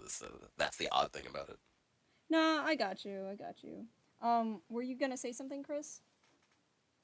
uh, yeah, I was just gonna say that like multiplayer games are just like a whole another like layer to all of this, like building like a sense of community and like building relationships with other players inside of worlds. Oh yeah, and Uh, like oh yeah. learning like I feel like I've learned more team building from multiplayer games than any group project ever. True. Hmm. I think Chris, you can definitely, and maybe you can't too, Carolyn, but like you guys can probably to talk to the topic of multiplayer games a little better than I can. Like I said, I mean that one friend I made online was like the only person I really talked to, which is like why I didn't play a lot of fighting games online growing up because I just didn't do things online much. Our internet wasn't the best, and I was also scared that people would just like be mean. So, but like you, Chris, you used to play CS:GO a lot, right? Or Counter Strike? Yeah. Yeah. Yeah, I used to play Counter Strike like competitively, and um that was back in like high school. And back in those days, like I had like friends that I went to high school with that I played video games with, but like half of our friend circle was people that we met online through the video game itself. Like, and that we never met in person. So it was, it's kind of special to think like these people I would have never have connected with had it not been for video games. Yeah, and that's really special. That is really special and really cool experience to have. Yeah, man. Yeah. Opening up opportunities for people to just talk and collaborate and be a part of a team. I didn't realize until college that I'd never really been a part of a team before, like to work on anything, to do anything. Um, I don't think it was when you told me about your CS:GO days, but I don't know. There's definitely a part of me in college that I was like, I want to be a part of a group to do a thing, and it's just fun because like I didn't play a lot of, like I said, I didn't play a lot of multiplayer games growing up, so it was that, and I wasn't in any sports growing up either, so that camaraderie is really cool to kind of have as an experience growing up. I wish I would have had a little bit more of that, but I figured it out getting while I got older, so it's fine. Yeah. Um, Yeah, I that was like my whole like high school experience was just like online uh like my online group, my gaming group. Like not even just like Counter Strike, but like the early days of like Xbox 360 games and Oh my god, Call of yeah. Duty and uh Halo? yeah, Halo, all of those. I Yeah. like that you and I spent hours just playing COD, not online. Chris, just Yeah. playing Call of Duty Zombies. Oh yeah. The good old Black Ops days, early college. That was a lot of fun. I like to think about that from time to time because I'm not even like a huge COD person, but like zombies with the right person or the right people is always fun to me. I I haven't been keeping up with Call of Duty as much as I feel like I should for someone that played as much of it back in the day as I did. I think Like a lot of I'm people are dropping curious where off. it's at. I think a lot of people are dropping off of Call of Duty. Honestly, I don't think you should feel the obligation to stick too hard to it.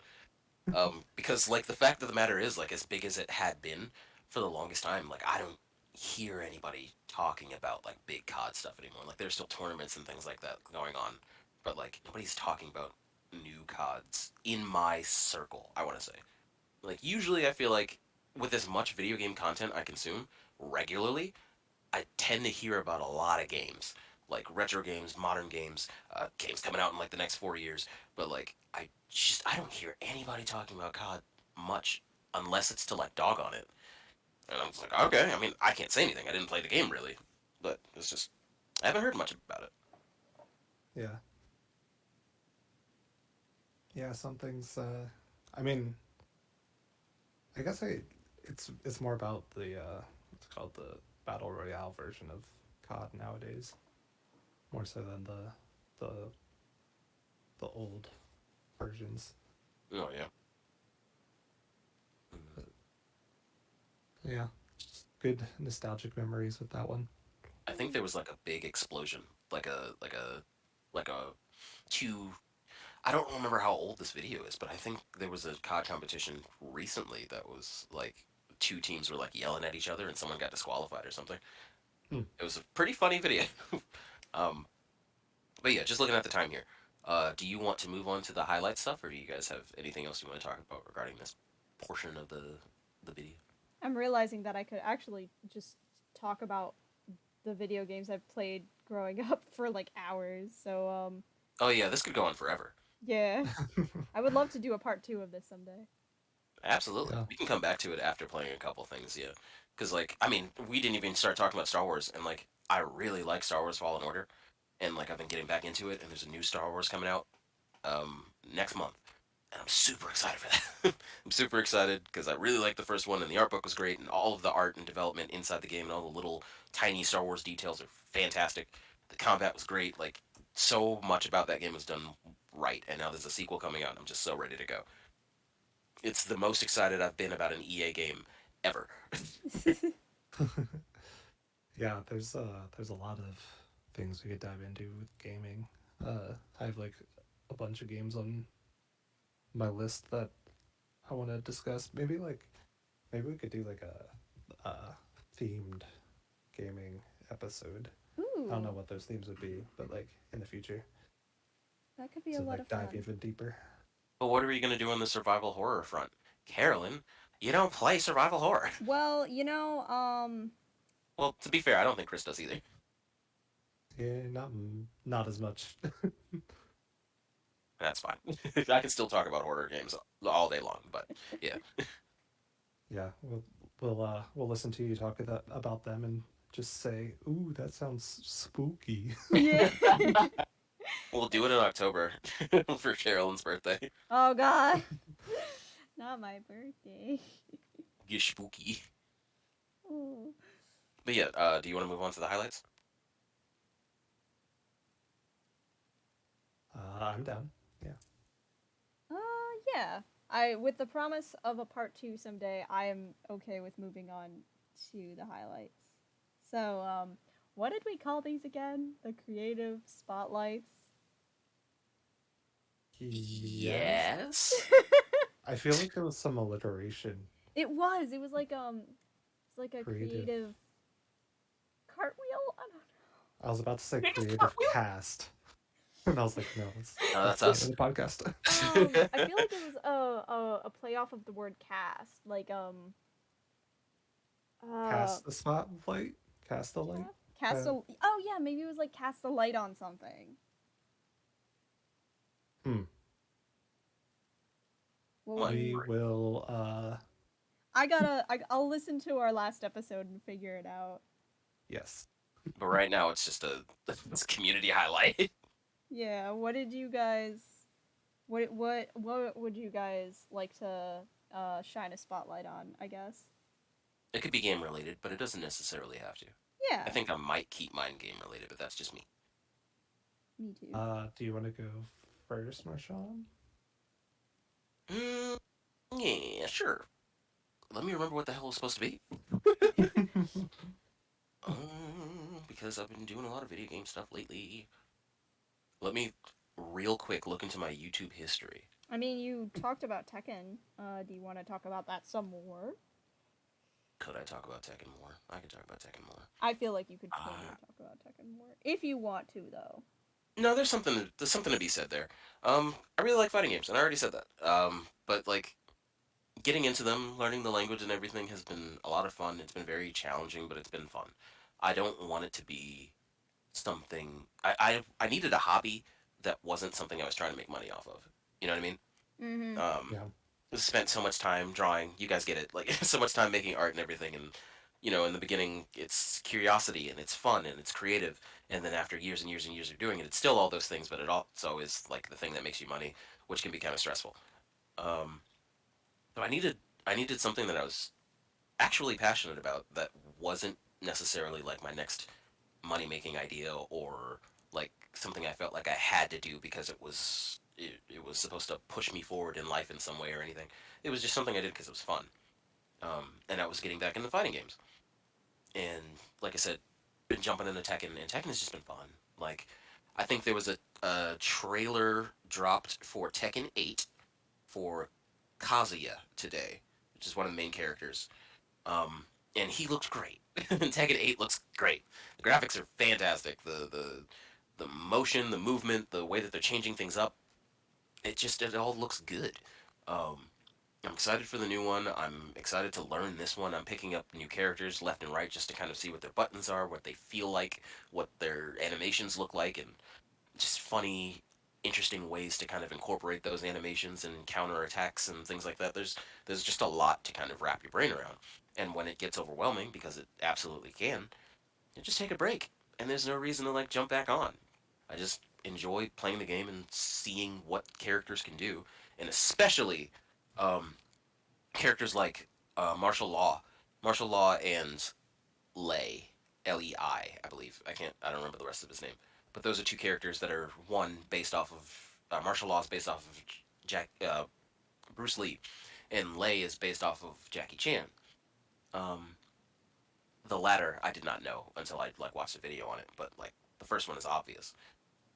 The love for Bruce Lee in fighting games is always apparent. There's always like a fighting game character that is based off of or represents the Jeet Kune Do style, or just represents Bruce Lee in some way, shape, or form. Because of who he is, what he meant to the fitness world, to the action movie world. Just great guy. There's lots of feats.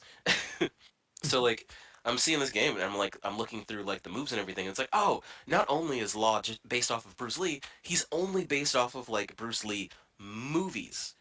Like not other things. Like there are a lot of things in his fighting style that Bruce Lee probably would not, well, very much not do and not like. But he's like a funny version of his film combat. So you'll see a lot of moves that don't really work in fights the way that you think they do, uh, be used a lot and be like get a lot of like focus, because those were like the big action like Hollywood spectacle moves in his movies. I just think that's very fun.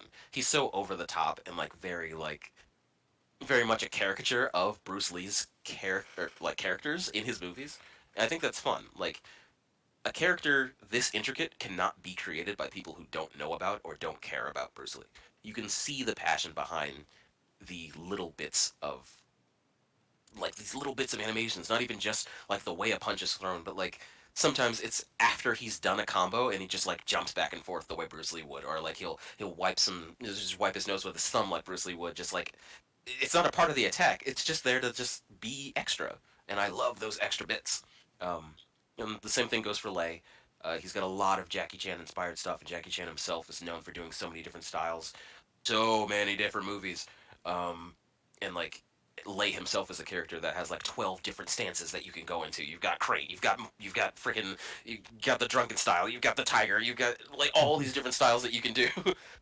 Which makes him an incredibly complicated character, but when you learn him, it's almost like you've put in the time to learn this very unorthodox, very complicated character, and it's almost like you've earned like a discipline trophy. You know what I mean? Like you've mastered this character that represents one of the most well um, documented or celebrated fighters in history. And to me, who's a big fighting nerd, that's just really, really cool. It makes me feel like I have a bit of a connection with them despite not having done martial arts my whole life like I kind of wanted to. But the fighting games kind of fill that void a little bit. That's really cool. Yeah, that's cool. Yeah, yeah. I don't know if that's like really a highlight, but I just been having fun with Tekken, been having fun with fighting games. Excited for the new Tekken to come out, and excited to keep playing fighting games. Because I've also just been watching a lot of people just talk about them. Uh, People who've been in the game playing fighting games for years, since the early mid '90s or whatever, just like talking about like their experiences with games that I've only heard of or games I've never heard of, and like how they've changed the way everything works. I mean, Capcom this week. This is another thing to highlight. Capcom this week was like, hey, next World Championship, like next World Tour, the winner gets $1 million. Oh a wow, million dollars. um, that is or no joke. it is. You're right. It's no joke. Like fighting game competitions have never had money like that. Like never ever ever. I don't like winning Evo. I don't know. It's like what, like 200,000 or something like that. Like I don't even know if that's accurate, but it has never been anywhere near $1 million for a fighting game competition. Right. If you win in Dota, Dota 2, I think you get like 2 million, like 235 million or something like that.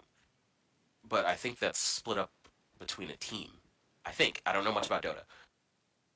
But yeah, it's like if you put in the time, if you spend a handful of hours a day or however much time you have to learn a game and really put in the time to enjoy it and care about your character and like really care about the game and get better and genuinely want to get better, you can be rewarded for all of this time you spent just loving the game. Not necessarily picking it up just to beat people, but like you get better by being in it and experiencing what it has to offer and show you and paying attention and being mindful. Like you get better at the game the more you know yourself and the more you know the more you know the game. So it's really cool that like the creator, not sorry, not the creator, like the head of Capcom came to America and was like, yeah, $1 million, like play our game. Thanks for sticking with us, especially since the last game was a disaster on launch. Um, That is $1 million. there is something kind of wholesome about like just being like, "Hey, thank you so much." Like I feel not that a genuine thank you isn't appreciated, you know, a thank you can go a long way, but like backing it up with something, like with a good game or $1 million, you know. Yeah, I mean, that's one way to bring people in to Yeah, no, for sure. the thing. Oh yeah, there's so many things that they're doing with Street Fighter 6 that is meant to bring people in there. They've got the modern controls, which is like for a lot of people, motion inputs are difficult, or the concept of them has been difficult for a lot of people in ever thinking about playing fighting games. So now they're like, okay, well now it's just like a two-button input. Forward plus B now does, or sorry, forward plus punch now does a Hadouken as opposed to a quarter circle forward punch. Uh, Back plus heavy kick is now like a whole like donkey kick thing and that used to be like a half circle input. So like now you've got modern controls and then they're doing so much for accessibility for people with disabilities and things like that. They're going out of their way above and beyond to add new things to this game. You've also got a million different single player modes, like party modes and stuff. You can play older versions of Street Fighter in this version of the game. Like it's crazy. They're putting everything in the kitchen sink in this game. And on top of that, they're rewarding you $1 million if you can prove yourself one of the best, if not the best fighter in this game. Like that's insane. Like no gaming company up until this point in gaming history has really cared that much about, especially fighting games, or more so fighting games, has really cared about their fan base like this. Not like big companies, you know what I mean?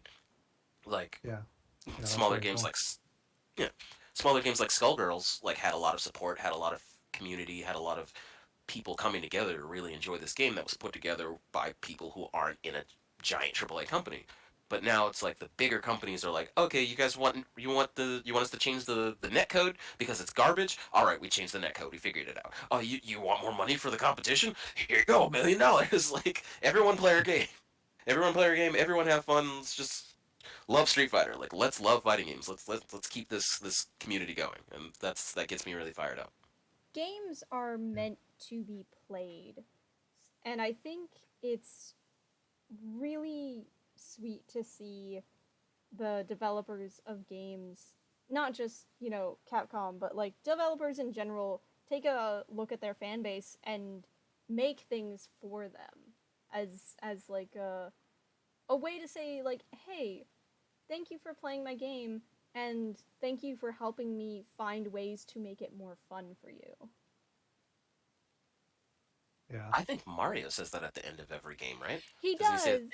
thanks for playing my game or Yeah, he whatever? does. That's really sweet. It is so sweet. Every time he says that, it always warms my heart and soul because it makes me feel like A, it's the most I've ever heard Mario talk. Um and B, it's just I don't know, it's just cute to hear him say that. It always makes me feel all warm and fuzzy inside. It's like thanks for being a game I can play. No, thank you, Mario.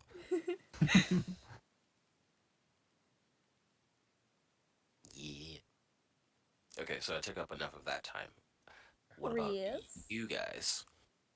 Chris, what you got Um, for us? so I have like a billion things to talk about, but I will choose the most relevant and save the rest for later. Uh, the one thing that I know Marshaun, I feel like we've watched this YouTube channel together before, um, but it is a channel called No Clip um, that makes video game documentaries. Yeah, I'm familiar. I like them. I Um, like their work a lot. yeah, they make these like really high quality, um, really in depth, like professionally produced, masterful video game documentaries um, about um, anything from like AAA games to indie games, and it just gives like a really nice insight to like the development of all these different types of games. Um, I I didn't realize it, but I had missed a bunch of their like more recent videos, like within the past like half year to a year, and I'm kind of catching up on them now. And I, just recently got reintroduced to them, so to speak. So um, their video, their video series on that they're doing on Hyperlight Breaker is really good, and I'm excited to watch they've the making of Among Us documentary that I'm Ooh. very curious about. Yeah, I'd love to see that. That that does sound like like something I really do want to see actually. Yeah, um, there's a lot of good stuff on here that I haven't seen yet, and I've watched a lot of their older videos, but um, like I remember watching the Outer Worlds videos and like super impressed by those. oh yeah, absolutely. I'm on there. I'm looking at their channel now because I'm glad you brought them up. I like to do a similar thing, like whether it's on purpose or not, but I I do just kind of like take a break from channels like these because they make such good content, and when I catch up, I'm so sad. When I've like seen all the documentaries, I'm like, oh man. Yeah, So I'm glad that you brought them up again because there is some new stuff here that I have not seen yet. I would like to jump on. You said Hyper Light has a good story going on. yeah. Well, so there's you remember the game Hyperlight Drifter? It was the Yes. 2D indie game from like years back. Yeah. Well, that studio they made another game after that, which was a 3D game that I don't remember the name of at the moment. But now, after the release of the 3D game, they're making a 3D version of Hyperlight Drifter called Hyperlight Breaker, and that's what the documentary series is covering. Oh, okay. That's pretty cool.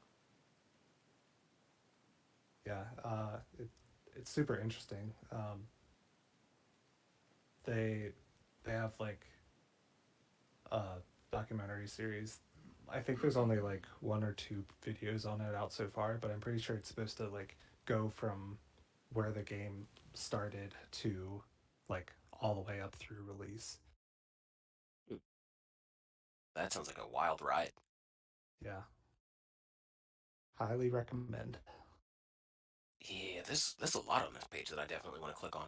I know that Carolyn's going to want to watch the video on Crystal Dynamics, Ooh. because they made um Tomb Raider. Yeah, Yes! Tomb Raider holds a very special place in my heart. But yeah, I yeah, watched that one recently. That one's really good too. Yeah. Ye- yeah, I'm definitely gonna jump into this. There's a video on Hotline Miami that I'm also interested in because that game has layers and layers to it. Yeah, But yeah, thanks for highlighting No Clip. That's a good one, especially since we've been talking about video games. yeah, one of my favorite gaming YouTube channels. Oh yeah, the making of Dishonored. I think I also enjoyed because a huge fan of Dishonored. That game also changed the way I looked at video games for a long time.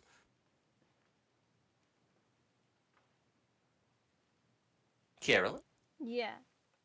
do you have a highlight? Oh gosh. Okay. Whew. Okay. I think I know what my highlight is gonna be, and I. Okay. I thought your highlight was gonna be Tetris. You suggested Tetris, but I don't think I have enough to really talk about it. Um, or enough. Like, I don't think I have enough experience with it to talk about it. I think I'd like to play the game a little more, maybe like do a little more research. I think they're making a movie about it actually. There is a Tetris movie coming out, but I didn't see the trailer. I'm not really sure what it's about. Ugh. I'm not fully sure myself, but it seems interesting, and my interest has been piqued because the timing could not be better. Um, Yeah, I thought the same thing. yeah, uh, it's hard to pick. I've got like hmm, I've got like two, but they're both for similar reasons. Um, uh, Why not both? Do do do do do. yeah, I guess I can go into both a little bit. So Oh, it really is about Tetris. It literally is about the game Tetris. yeah, I just googled the plot of the movie, and it's literally the history of Tetris. yeah, So seems that's cool. yeah, it seems pretty neat. Um, again, humans, we just love a good cube. We do. We love putting things together. Yeah. Um, so there's so there are two games that I want to highlight for similar reasons. Um, there's FNAF, Five Nights at Freddy's, which I feel like is very well known, and then a lesser known game is Yandere Simulator. Now, the reason I bring both of these games up is because they have done something that I never thought would be possible for me personally, from a personal standpoint. Um, I fun fact, I think I've touched on this before, but I don't know, so I'll just give a little recap. I have a very hard time with horror genre, horror, gore, scary things. Like I it it I have a very active imagination. I have a lot of anxiety, so it tends to stick with me for a long period of time. So horror, I've never been able to digest it because it's always just been very overwhelming for me. But in the last, I guess, 3 years, 3 to 5 years, I have finally been cracking and dipping my toes into the very shallow end of the horror pool. Um, and I discovered that what gets me hooked into it is the story. When like the story and the lore that is offered. If there's like an interesting story or there's complicated or interesting lore, I can get hooked, and I will dive so deep that I don't even realize I'm in the pool. I and that's something that FNAF and Yandere Simulator did for me. I don't know which one happened first. I think it was Yandere Simulator. Um, but they're both games. Like obviously like FNAF is a horror game. It's very well known. Um, so it's got but it's got a lot of like the lore behind it is complicated, convoluted, kind of dumb, kind of crazy, but for some reason it gets me. It gets me every time. I have watched every MatPat video. I've watched videos from other people over and over again. MatPat's doing a new timeline right now, and I wait with bated breath for the next video. He's doing it in 3 parts, and I was happy. I was happy to find out that it was gonna be 3 parts because I was like, yes, do a deep dive, pull it apart, and tell me, weave me a story. I need to know. It's. I don't know what happened. Because, like, in any other context, in any other situation, I can't handle this. These are scary things. Freaky animatronics with dead kids stuffed in them? Ow, scary? No, that sounds horrifying. But for some reason, the mystery element, how it happened, why it happened, ghosts in Phasgoo. I don't know why. I can't escape it. It's become a hyperfixation of mine for long enough that I guess I can say I'm a fan now. I don't know if I'll ever have the guts to play the actual games, but I am very satisfied with watching Markiplier play it over and over again. That is okay by me. Yandere Simulator I have played. Because that one, I feel like I can. It has less jump scares, and I can only handle so much, man. Um, but that one also has like some really interesting lore and uh story going on behind the scenes. Like on the obvious level, it's just like, okay, you're playing as a girl who's trying to, you know, get her senpai to love her while keeping all the other girls away from him, haha. But there's like lore to this, okay? There is lore, there are secrets, and I thrive on finding them. I thrive on trying to piece this together. Like I feel like like I want to make theory videos about Yandere Simulator. Like it's like like there's so much going on. There was at the end of the 1980s mode, there is a timeline, and it reveals so much, but it also raises so many questions because there's blank parts in the timeline, and I'm like, what happened there? You need to tell me. I need to know. That Uh, sounds uh, amazing. it's so cool, and like kind of go circling back to something we said earlier about like the developers responding to their players. That is a huge part of Yandere Simulator's development. Some people will hear like, oh, this game's been in development for almost a decade. What? No, this game has been updated for consistently updated for nearly 10 years. This is a thriving community of people who love this game and gave feedback, and the Yandere dev, the developer, just responding to it in full. And in recent, like in the last like couple years, he's been kind of cracking down on making the game like more welcoming to new people, to try and like get the game as open as possible, like getting it as, like, I don't want to say finished as possible because this is going to wind up being a massive game, but he's making it as um he's putting the polish he can where he can. He's trying to make the demo as good as he can. And I just appreciate the level of effort that he has put into this over the years. I appreciate the secrets, I appreciate the fun little things. I appreciate how he has heard his community and responded and made things. How he's made callbacks and just I love following the development of this game, and I'm so excited to find out more about the story and the world. And it baffles me to no end because yanderes are scary. They are terrifying. Like, I don't remember what there's an anime about, there's like a really famous one with like the girl with the pink hair and the pigtails. I don't I don't remember what it's called, but like, Elfin Lead, no. Um it's uh, it's it's Future Diaries. maybe it's another one of those, and like I couldn't watch it. I could barely watch the AMVs of it because it freaked me out. But the lore here, the lore gets me for some reason, and I've just accepted that this is just part of who I am. If it's got good lore, I can get into it. It's and that's why I've highlighted both of these games, because they've done something for me that I did not know could be done.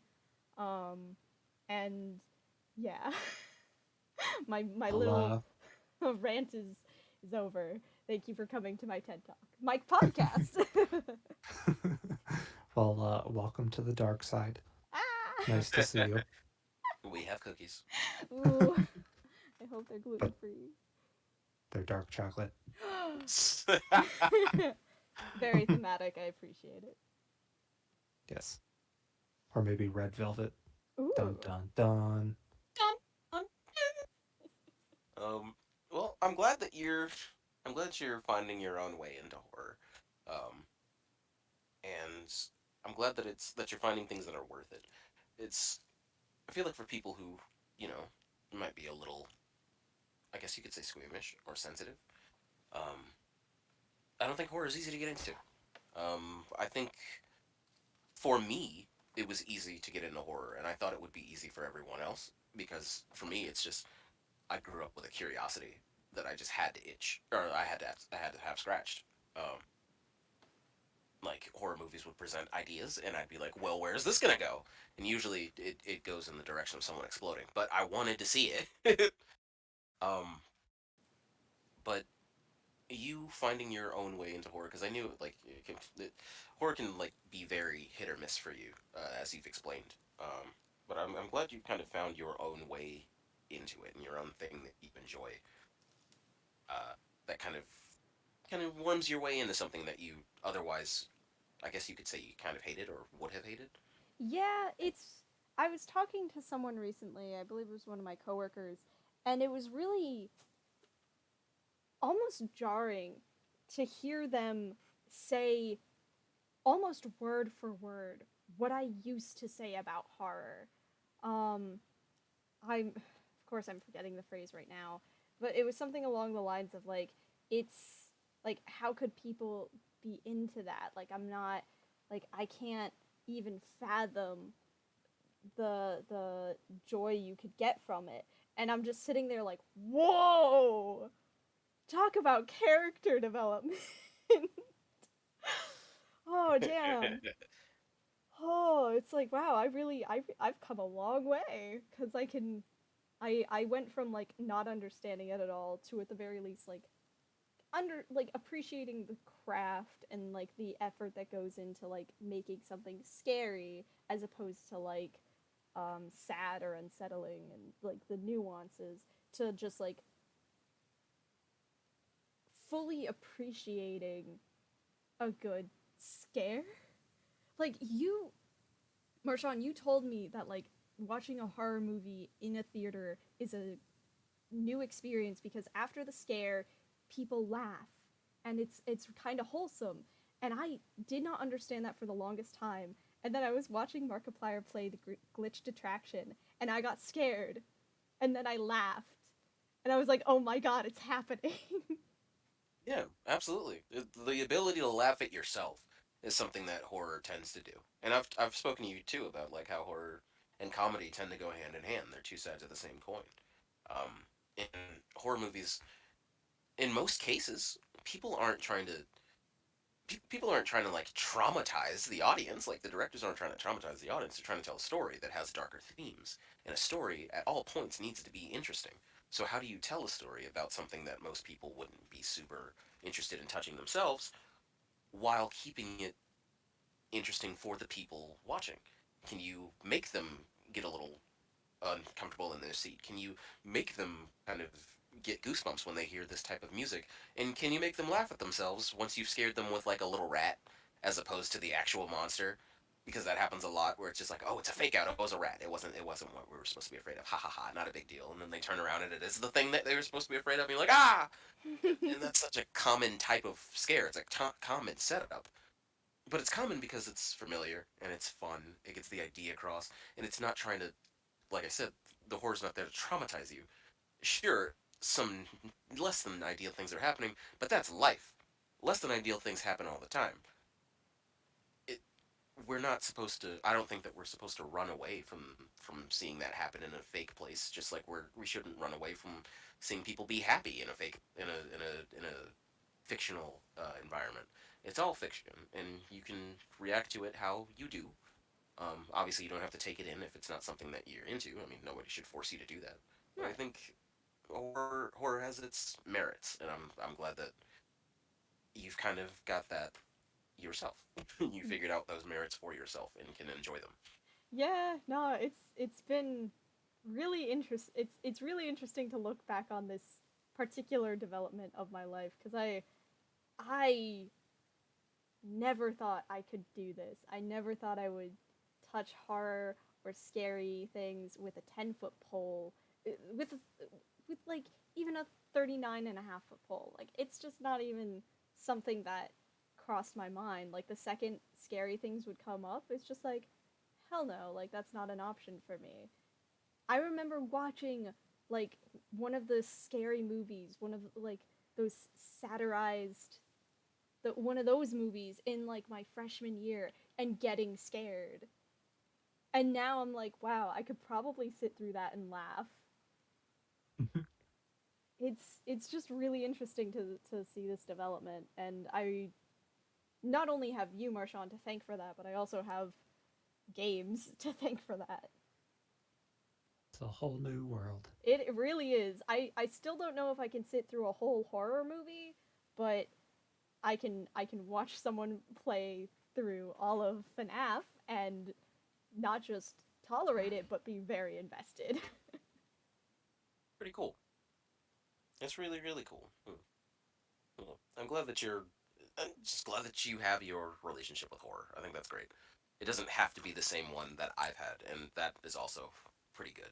Because I kind of just grew up assuming that everyone just kind of liked horror movies to some extent, and I never really asked anyone.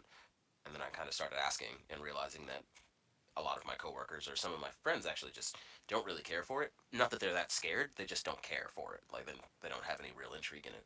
It's like, huh, that's interesting. I just thought it was a thing that everyone kind of enjoyed. And I did find some people who loved it, like who loved horror movies and would talk to me for hours about horror movies and horror games. So I realize that it is a niche. But yeah, I keep saying this. I'm just glad you found your way into it. That you can enjoy it your way, and it doesn't have to be the same way that I enjoy horror. Yeah, it's pretty. It's an interesting development and one that I think I really appreciate. Highlight, honey. Nice.